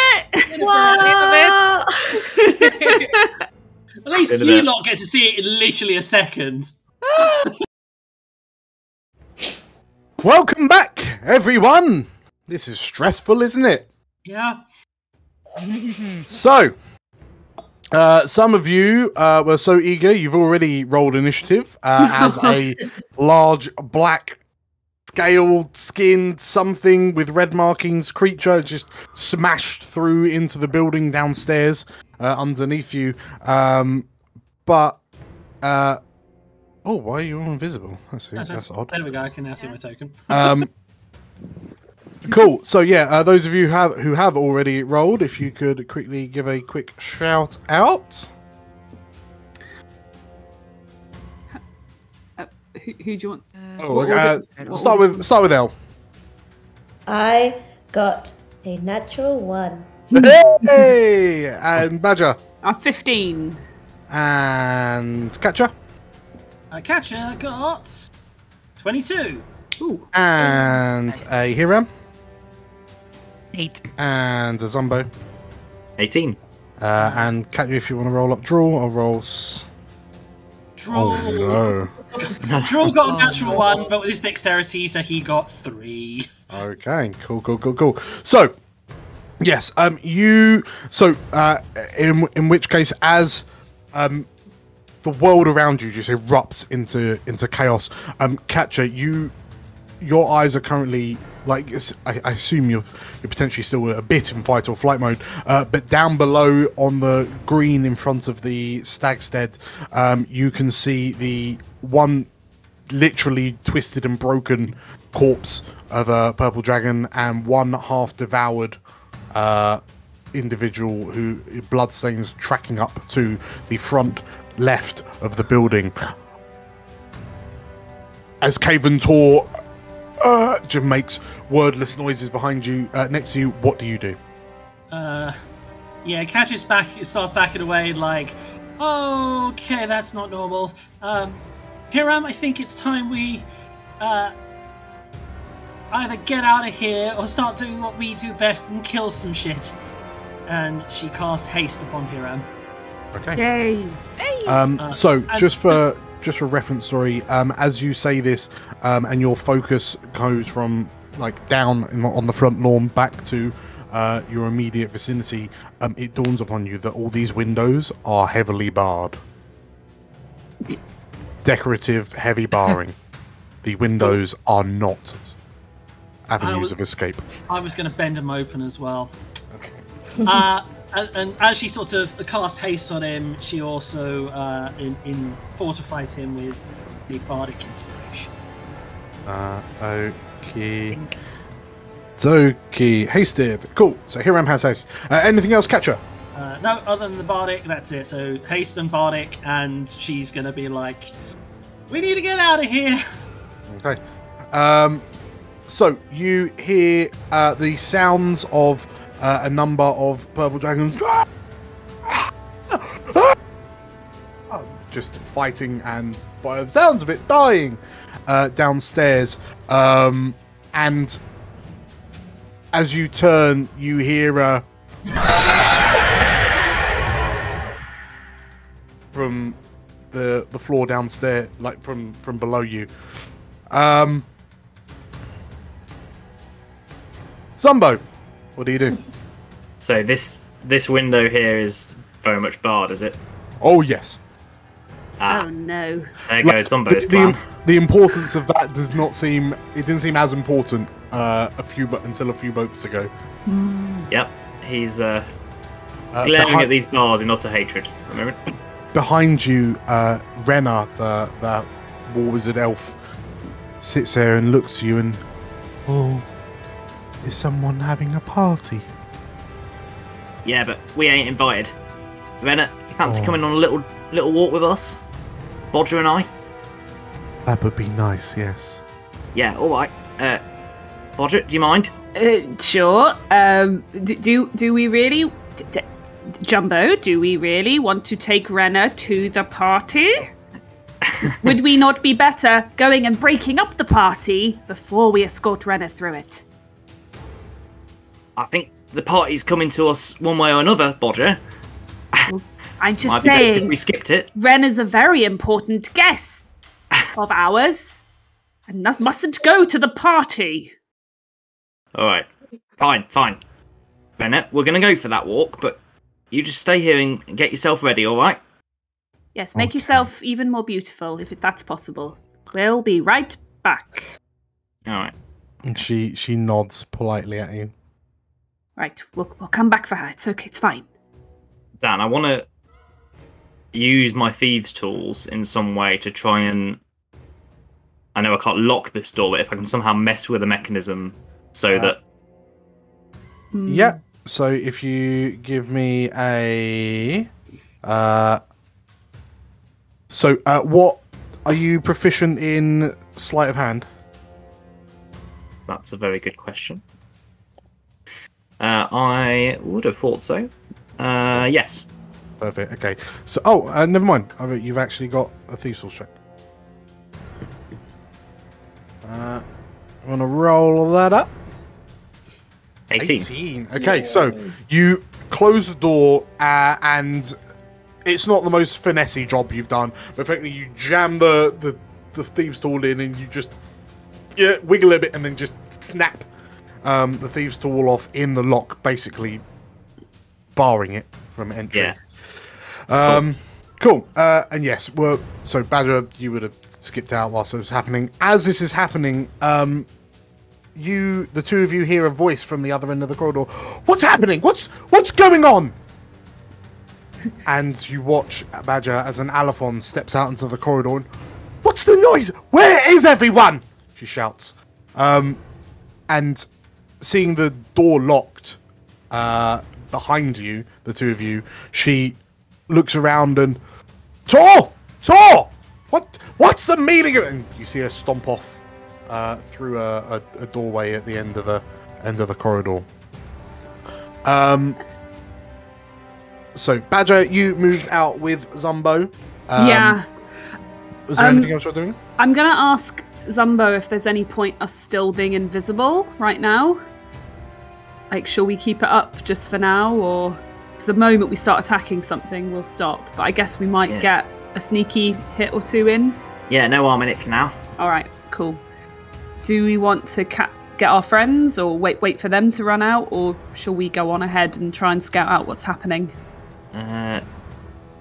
Do we know where they are? I mean, is this door open? Can we see?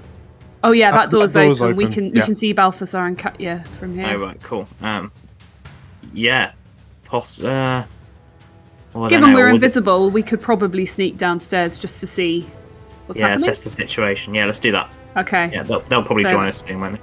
Yeah, exactly. So I'm going to start making my way, not at full pelt, just sort of calmly towards the stairs. No worries. Speaking of calm, Hiram, what do you do in your hastened state? First things first, I'm going to turn to Caventor and say, can you get your soldiers out of here? I don't think they can deal with this.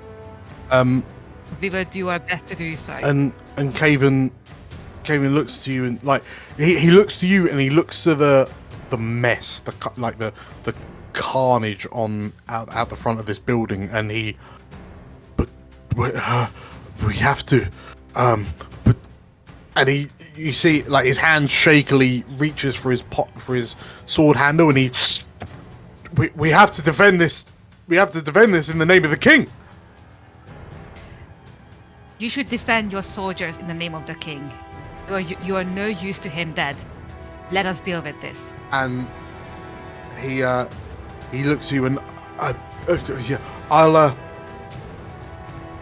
I'll follow you down, and and he stops, and then you see his head like look out the window. But what do we do? And he looks to you and I'll follow behind you. Okay. Knowing about the window, I think this would be the point when I should just jump out. How sturdy are these bars? I mean, you can try and break him. As Minsk once said, use berserker strength to bend bars. I don't have berserker strength. I'm not a barbarian. Sorry. Roll me a strength ability check. Oh jeez. 13. Okay. Don't think that will do it. So you punch through the window pane on the kind of reinforced bars, just kind of get some purchase, and you grab hold of it, 1 foot against the wall, and it just doesn't budge. Okay, time to run. Okay, so without me measuring out everything, how far can we get? 1, 2, 3, 4, 5, 6, 7, 8, 9. You can get to the stairs basically with your super speed. Yeah, might as well. The sooner the better. Okay. Nyum. Apparently, I have collided with a wall to do. So Zumbo's nearly run over by Hiram. He just goes past like the Flash. Yeah. I mean, do you want to hold on to him? Oh, that's a great idea. Ride his coattails. Catch on like a train, yeah. It's going to be Badger if you guys can hold on to the freight train that is Hiram at the moment. Okay, so about that far? Yeah, okie dokie. Sounds good. Anything else, Hiram? Yes. As a bonus action, I would like to cast. Where is it? Fine weapon? The branding smite. Oh, okay. So Badger, you jump out the way as Hiram comes steaming through.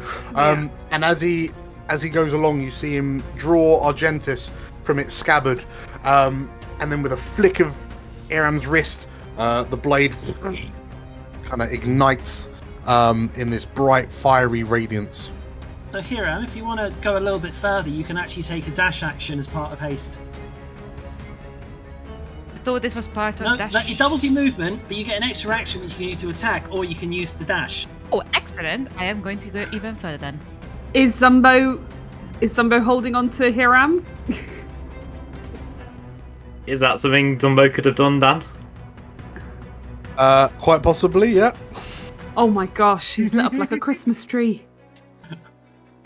Yeah, Dumbo would have just like stuck out his hand in greeting to Hiram and got basically carried. Yeah, Hiram, you feel Pulled in something. the Grab on. pulled in the wake, like. Out of curiosity, because one of the things that branding smite gives me is to make a creature visible when they're invisible. They can't become He invisible. is now kind of part of me. Oh no! So you can't. Yeah, you can't become invisible. But that's not what I'm saying. But because when I hit something, if that creature is invisible, they become visible. Oh, I see. Yes. Because of the radiant damage I deal. So I'm thinking, like, now that he's kind of part of me, and that the light of the branding smite spell kind of envelopes him too. Does he become visible? Well, you know he's there because he's shouting, "Hiram!" in your ear. Yeah, so he doesn't become. Yeah, you hear him shout "Ah!" as he becomes a sudden passenger, but he doesn't become visible. No, unfortunately. But you can feel his weight flapping on the back of your cloak as you go along. Cool. Okay, so that so now to dash. And then if you head back, that'll take you downstairs. Yeah. We'll send Zumbo down there as well. I think that's as far as I can go. Okay. And as you get to the bottom of the stairs, kind of come to a stop. You see that there are loads of purple dragons in the room. 4 of them in the middle are still kind of basically holding Torvoff in place, and Torvoff's like, "What's going on? What's going on?"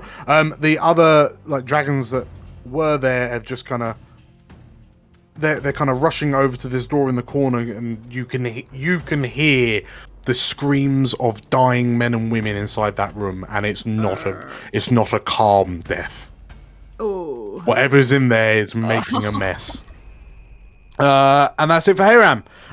Upstairs, Katya, Hiram just he's off. And Caven's quick. And Caven's, turn around and he's saying, "Oh, just gotta," and you see him sort of kind of going through drawers, and he's rifling through the papers, and he starts kind of grabbing just papers and books and kind of just pushing them into a satchel, and he looks at you and go, he says, and he ends his turn. Balthazar sits there and are we going? Says Balthazar. We're going. Oh, I'll protect you, Katya. Thank you, Balthazar. And he sort of gets his stick out and holds it like a club and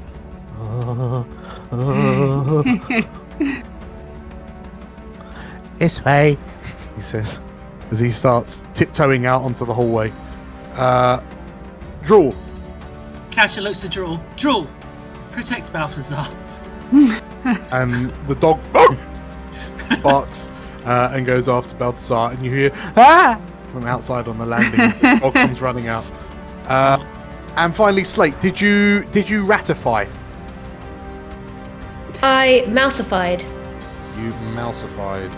I don't know if we have a mouse, but we do have a rat. I know that much. Yeah, close enough. So let's make you just a normal sized rat. A normal sized rat, one that could get through boards and stuff quite easily. Okay, you are now a rat. Perfect. Okay. Cool. Well, I would what like do you do? to. I love the tags you're collecting. Slate, purple dragon, rat. The purple dragon rat, yes. I would like to travel back towards the other door. Okay. And dash. So if I'm dashing, that's 20 feet movement for a mouse. So it can be double that, right? 40. Yeah. Dashing. Yes. Well, then I'd like to duck under the door. Yeah, so basically you're small enough that you can just move through doors and the like. So yeah, just open them as normal. And then close them on your way through. Cool. So you squeeze pop, under the door into the room that you were earwigging on. You can see a number of kind of animal heads on the walls, like animal trophies. You can see a fireplace on the far side, a long blue rug runs across the middle, chandelier hangs from the ceiling. There's a desk in the middle of, like just off the middle of the room, with a number of notes and pages scattered across it. Can I read in mouse? You might be able to, but you're on the floor and it's on the desk, so... That's fine. I will run as far as I can over so that I can get there for next time. Yeah, so I can actually get all the way there. Cool. So, Boom. perfect. So, yeah, and as you clamber up onto the desk, you're just presented with all of these tomes. We'll come back to you in a sec. Katya!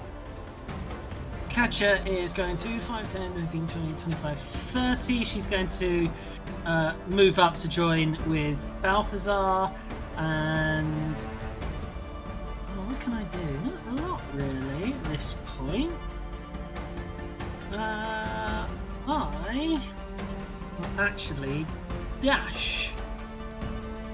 So 5, 10, 15, 20, 25, 10, 15, 20, 25, 30 gets me onto the stairs, and that's as far as I can go. Perfect. Anything else? Unfortunately not. No, that will be my lot. She bumps into something on the way through the stairs. Oh, Badger!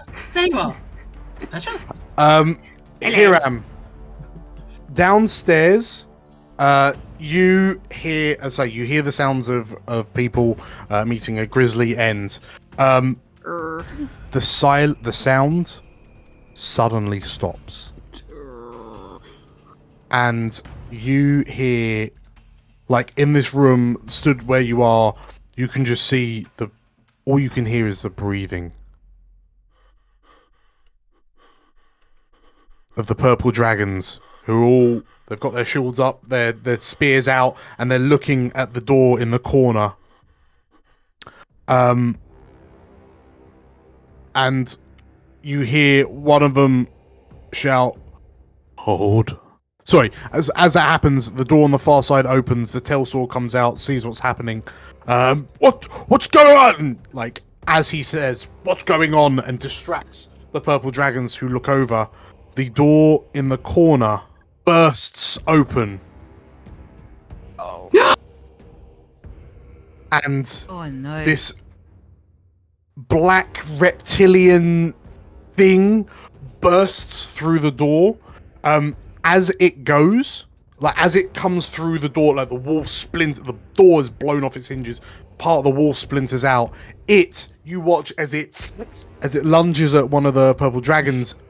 It seems to start transforming, and the scales become fur-like. What was once a almost reptilian face becomes kind of ursine, almost Wolverine-like. The only thing that stays the same are the jet black, and it's now fur, the red markings across its face, and these impossibly sharp and long-looking talons. As it bursts into the room, it swings at the first purple dragon. Oh. And one blade goes down. Oh, they're not exploding. Okay, that's fine. Yeah, one blade. You see blood splatter up the wall. It then swings its other claw at the next. And it, like, it hits the you see the purple dragon almost kind of bend backwards as the claw hits her on the shoulder and slams her into the ground. First she died, now she dead. And it leaps over their bodies to the third and bites into his neck. And Torvoff, as he gets sprayed with blood, and the dragon, as he...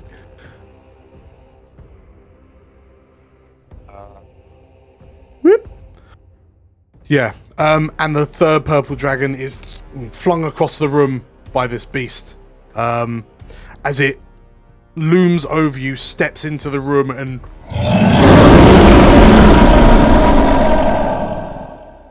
at you.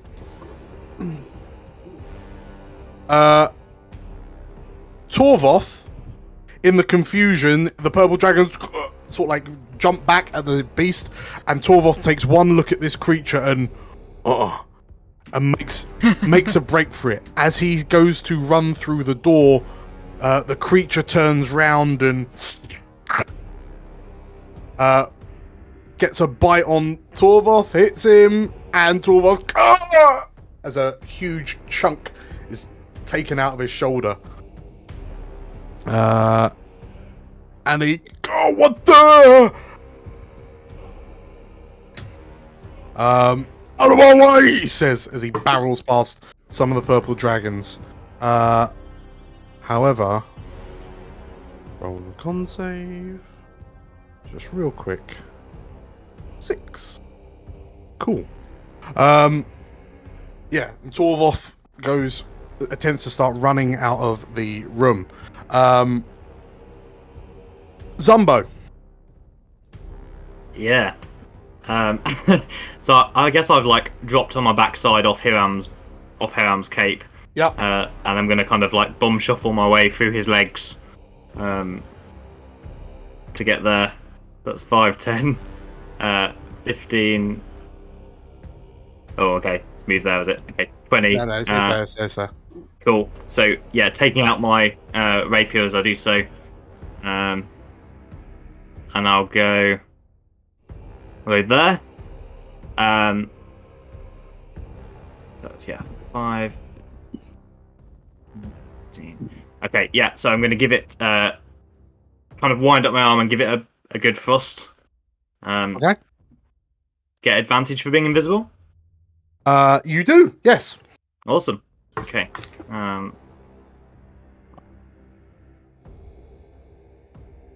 24 then. Whee. That is a hit.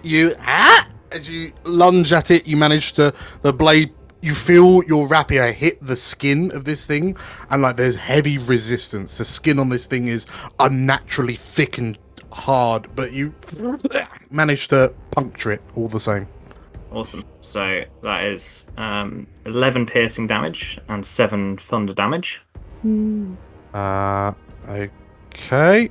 So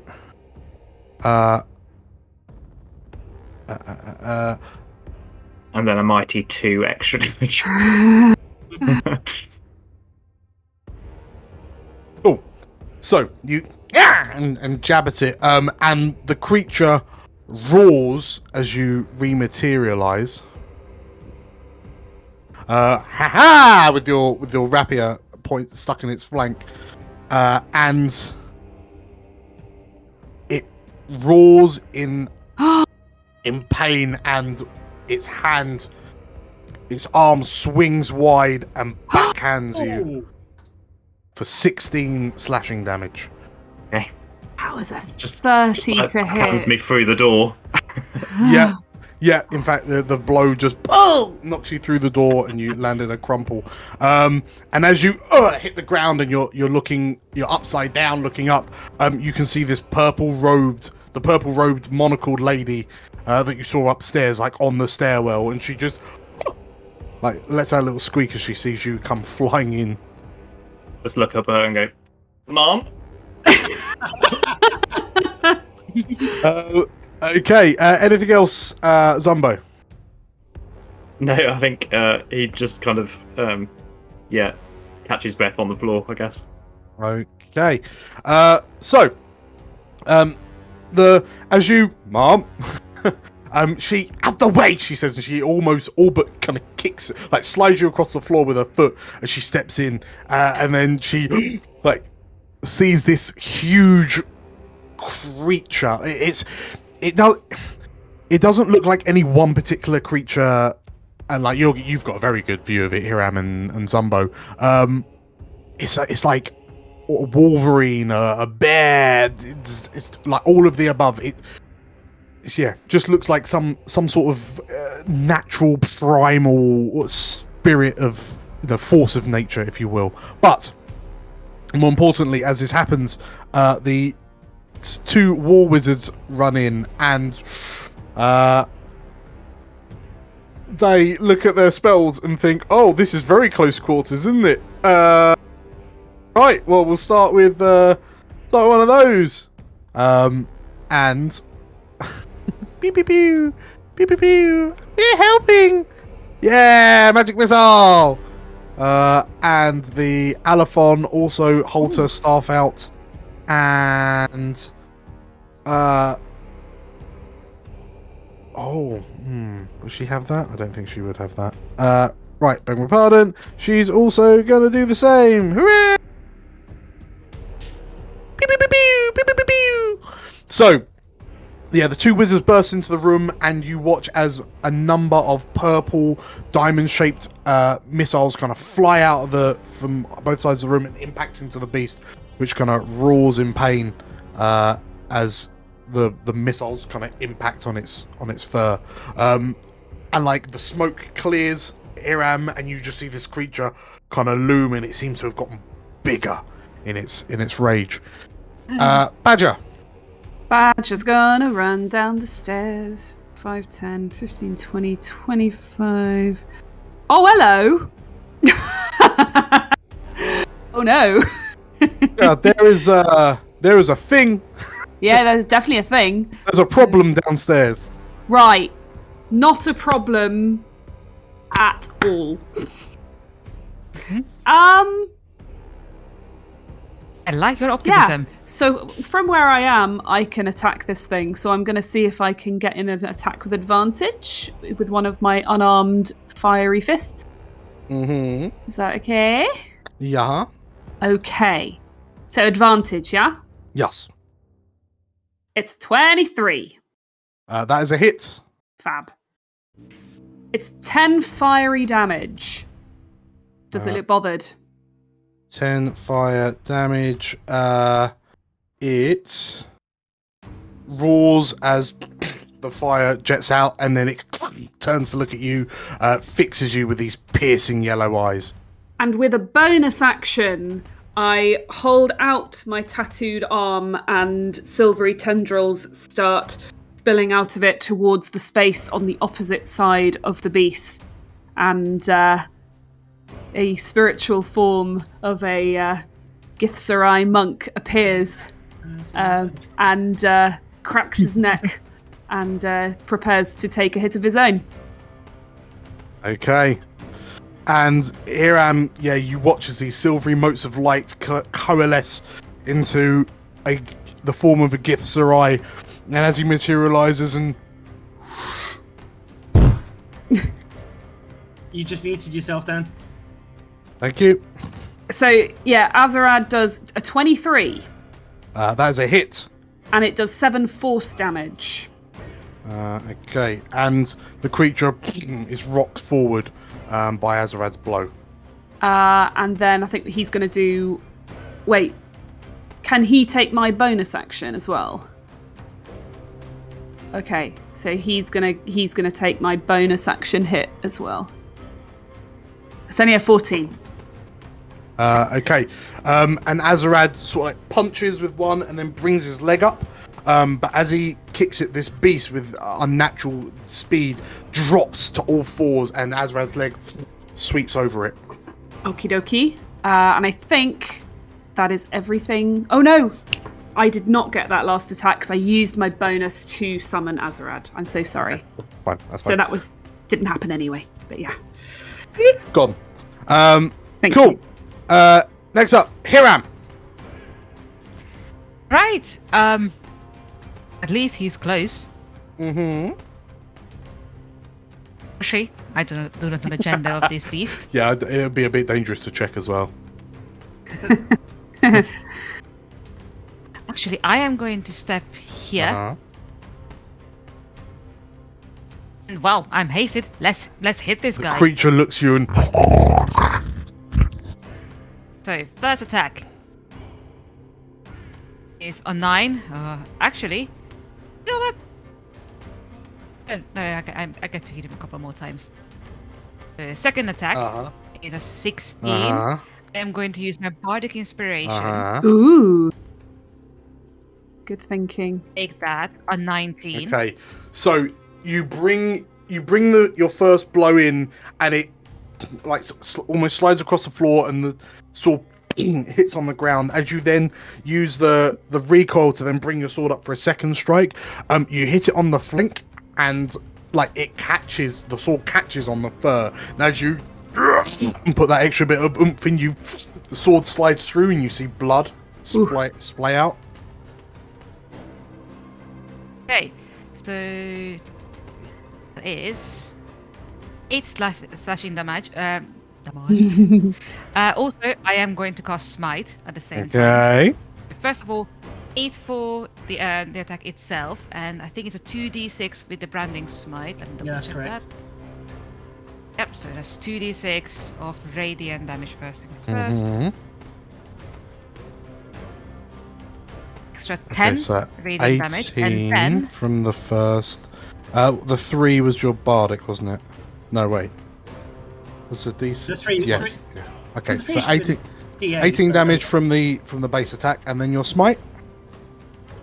yeah, and then the Smite. If I can find it. Why does my Well, what level are you casting at? That's the thing. I think I'm gonna go second level on this one. Hey!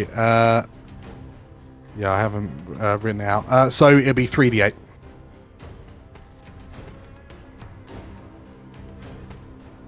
It is 14 radiant damage. Okay. So, and you bring the sword. Well, so the sword, yeah, it catches on the fur, and as you roar, and the sword glows with radiance, you slash it through, and the creature, as it gash goes across its chest. Also, at this point, the creature is going to cast a light itself and can't become invisible. Okie dokie. In case it wanted. Just in case it wanted to. Cool. Okay, it is now glowing.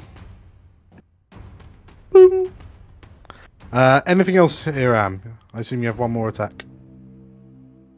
I do have one more attack, yes. And that's a 15, so probably. Okay. And as you you slash it, and it rears up. And as you bring your sword back down, it grabs the blade of your sword and kind of swings it away. And it looks at you, and it looks like there's this predatory nature in its stares. It looks at you. And Hiram, as you face it off and sort of like stare at it eye to eye, you realise you've seen someone look at you like that before. And your mind is hurled back momentarily to when you were saving your family from the high hunt, and you were I knew it! I told you guys! I knew it! Sorry. to pierce it, the savage stare of the high hunt cult leader as you've jawed him with Emily at the back of the keep. Two things. Because I don't think you have seen in the chat, but I did say I think we have seen this creature. Was this the statue in that cave when we saw the ritual? Do I remember? Maybe. So. Maybe. Second thing, I still have a bonus. Okay. Action. Is going to be. Channel Divinity Champion. Champion Challenge. I needed to roll me a Wisdom saving throw. Very good.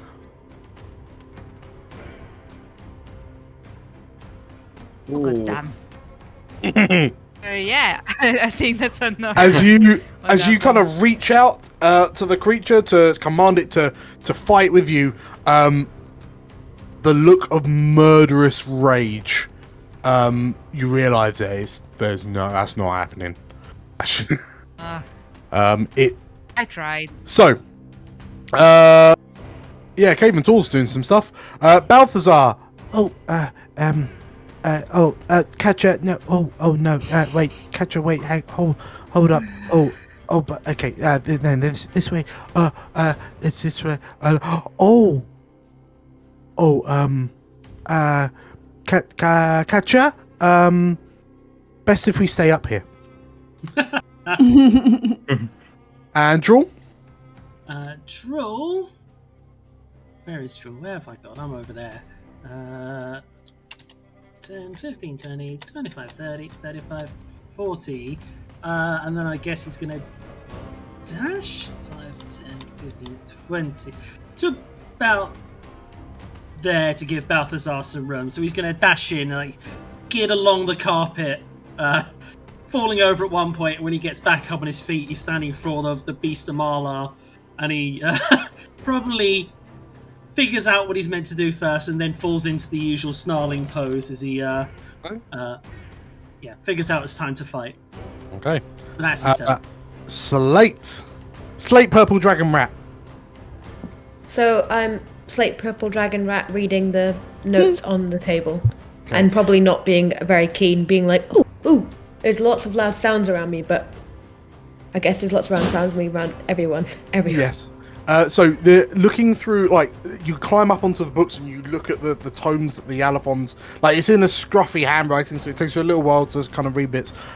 It seems to be the records of conversations that between the writer and someone else. You see some of the buzzwords you see are dreams, depths, resonance, utterly mad, and yeah, it dawns on you that these are the writings of the Allophon. It seems that the Allophon was almost kind of interrogating someone, trying to get them to talk about the dreams they were having. Is there any kind of like direction it's going in?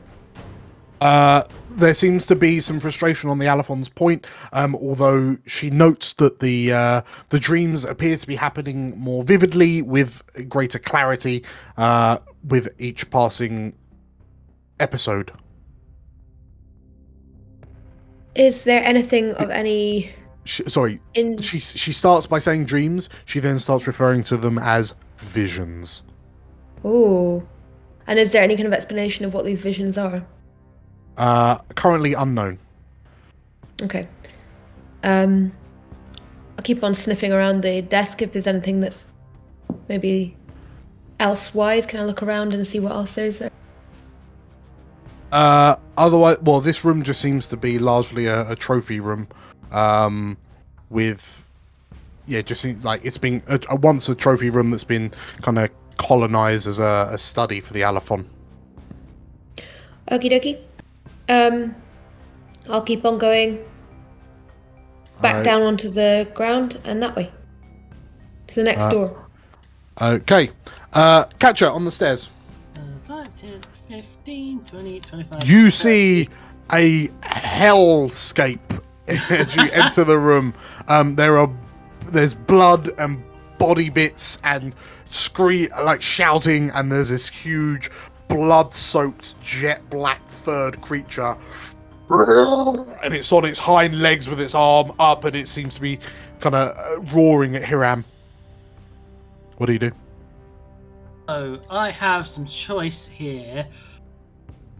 I can either try and hit it with the dissonant whispers to get it to try and run away, giving everyone around it a chance to do or I was going to do a vicious mockery to give it disadvantage, but I think maybe trying the dissonant whispers, because I want to try something. I was reading up about this earlier, and I want to try something. So, I guess Katya walks in, sees the mess, and she's like, "Oh dear God, what the fuck?" As she casts dissonant whispers on it. So it needs to make a DC 16 saving throw. Wisdom. I saw it was pretty good with wisdom, but...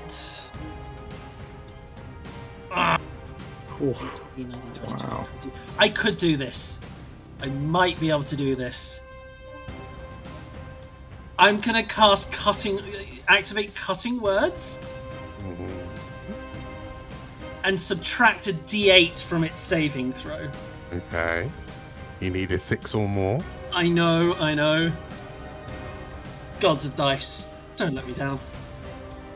Yeah. Nice. Okay. Oh. What is it that you say to it? Like in your hair, out loud, in your head? Yeah, I think it's mental. I think she actually reaches out to Ezerad, so suddenly she sends like a psychic, almost like affirmation from him. She's like, maybe even sort of like psychically, she just calls out, I can't do this, I can't do this. And maybe she hears back from Ezerad, you can. Right. And it strengthens her ability to suddenly punch through and hit the creature. Right. Obviously, if you're happy with that, obviously, I don't want to put beers in your mouth. Right, here we go. So, as you reach into the creature's mind, you hear the sound, like you hear a roar in your head as you kind of reach out to try and kind of make it run away. You do the thing where you think about something running away, but instead you hear a roar in your head. But as you try to focus, and you like the effect, basically the effects of cutting words cut in, the bestial roar starts becoming more human-like, and it starts becoming like a roar of anger, and more of a roar of help, a roar of a plea for help, if you will. And there is a moment where there's a flash through your mind, and you see a face, and it's the face that the roar is coming from, and it looks like Chiron. Fucking know it. And in that moment, the beast snaps back, your head jolts back, and it makes a break back through the hole in the wall. Everyone... Firstly, right. It takes 10 psychic damage. 10 psychic. Okay. Minus 10. Does that count as voluntary movement? It does. So, Booming Blade, right? Yeah. So 8 thunder damage. Okay, minus 8. Cool. Right. So, bloody hell. Right. The Alaphon has got a sword out, so she's gonna bonk. She misses. Hiram, you get your opportunity attack if you want it. Bonk. You miss this dragon. You know what? I'm gonna use my goddamn inspiration and reroll that because. Okay. I've been rolling so bad. It's very unusual. Okay, let's try this again. You're getting there. I give up. Boom! He misses. Drawl gets an attack.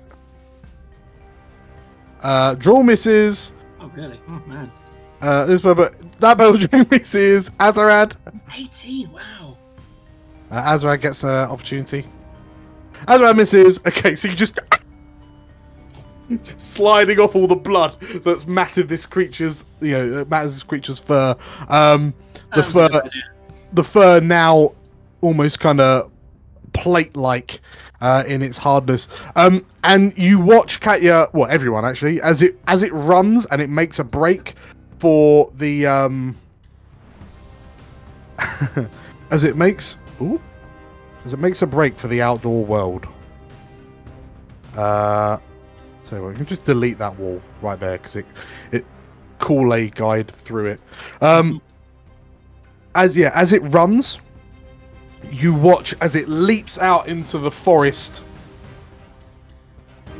and its form twists, and like you can see its bone structure rapidly moving and twisting as it roars in pain. And as it goes, you also see that the slashes across its body start to seemingly knit back together, and it transforms from so what was once like this transforms into like its arms, its fur almost elongates and it seemingly becomes like feathers.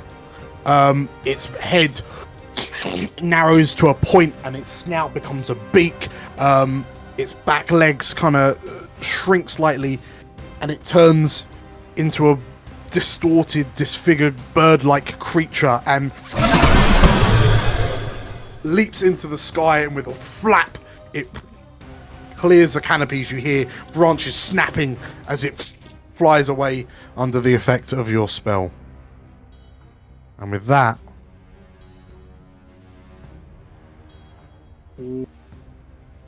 everyone takes a moment to stop and think, and they look at each other.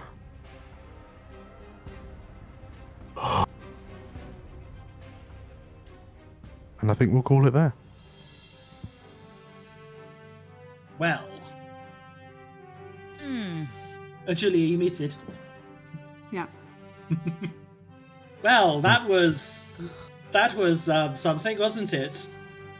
Congratulations on completing session number 9.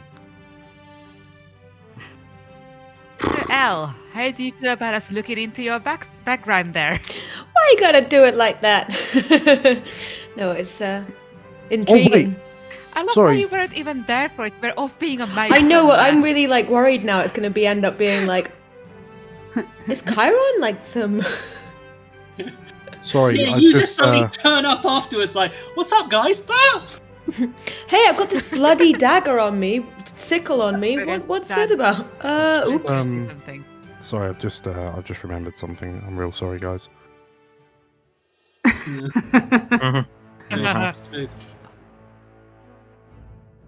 The sound of a black feathered creature as it flies up through the canopy. The wounded man staggers through the underbrush and watches as this creature flies off into the distance. And Torvoff looks over his shoulder at the Stag Steads now with a gaping hole in the front. And as he runs off into the forest, his arm hanging limp at his side, he pulls his hand away and checks the bite wound on his shoulder. And he looks around, and he carries on running, and his mind starts racing. And that girl, what? No. That's no, couldn't it be? No, she wouldn't come. And Torvoff drops to his knees, clutching at his shoulder tighter and tighter, blood seeping down the wound. But past his attention, the blood begins to stop. And as he winces and pulls his hand away, he looks, and the wound seems to be knitting closed. And as he looks at it in curiosity, the skin starts to turn black. And at that moment, he focuses and he pictures the face of that little girl.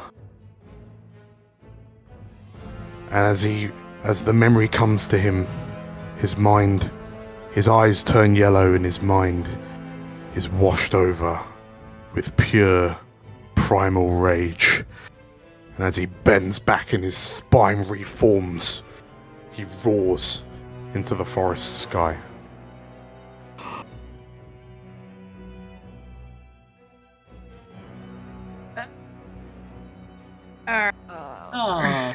Everywhere we go, we make friends. Yeah. Yes, congratulations everyone on completing session 9. Hey. That was a good one as well. Yeah, thanks Dan, that Yeah. was Thoroughly amazing. enjoyed that. Yeah. Excellent. It was great, but did we need two of those monsters? I think we No, did not. you definitely don't need to. Just give it time. Like that monster's gonna go find someone from each of our backstory, and soon we're gonna have like one of them for each of us. Mm-hmm. Yeah. Oh my I'm not going to God. lie. I'm just gonna say, you know what? Let's just burn down the forest. Just burn it all. It's nothing but a problem. at Look this at point. Elle's face. Yeah, nothing but trouble, nature. Yeah. Exactly. I don't think we had a good time. It's all in over here me, get it off. Ever. Let's go back to Oi. civilization. Right. Oh yeah, let's go back to Suzia. All in the good times there, for sure. So yes, thank you everyone for coming along and enjoying. Hope you all had fun. I guess I'll see you all next week. See you next Yay. week. Well, See you next week. Bye. Bye. Oh man. That was Holy mackerels! Yeah, I know, right? Yeah. That was a Holy session. shit. Despite having seen off that monstrous beast, there appears to be more to the mystery of the artifact than meets the eye. Who is Renna, the mysterious elf upstairs? Why is the king employing such men as Torvoff? Is Raedra going to arrive and make the situation even more chaotic?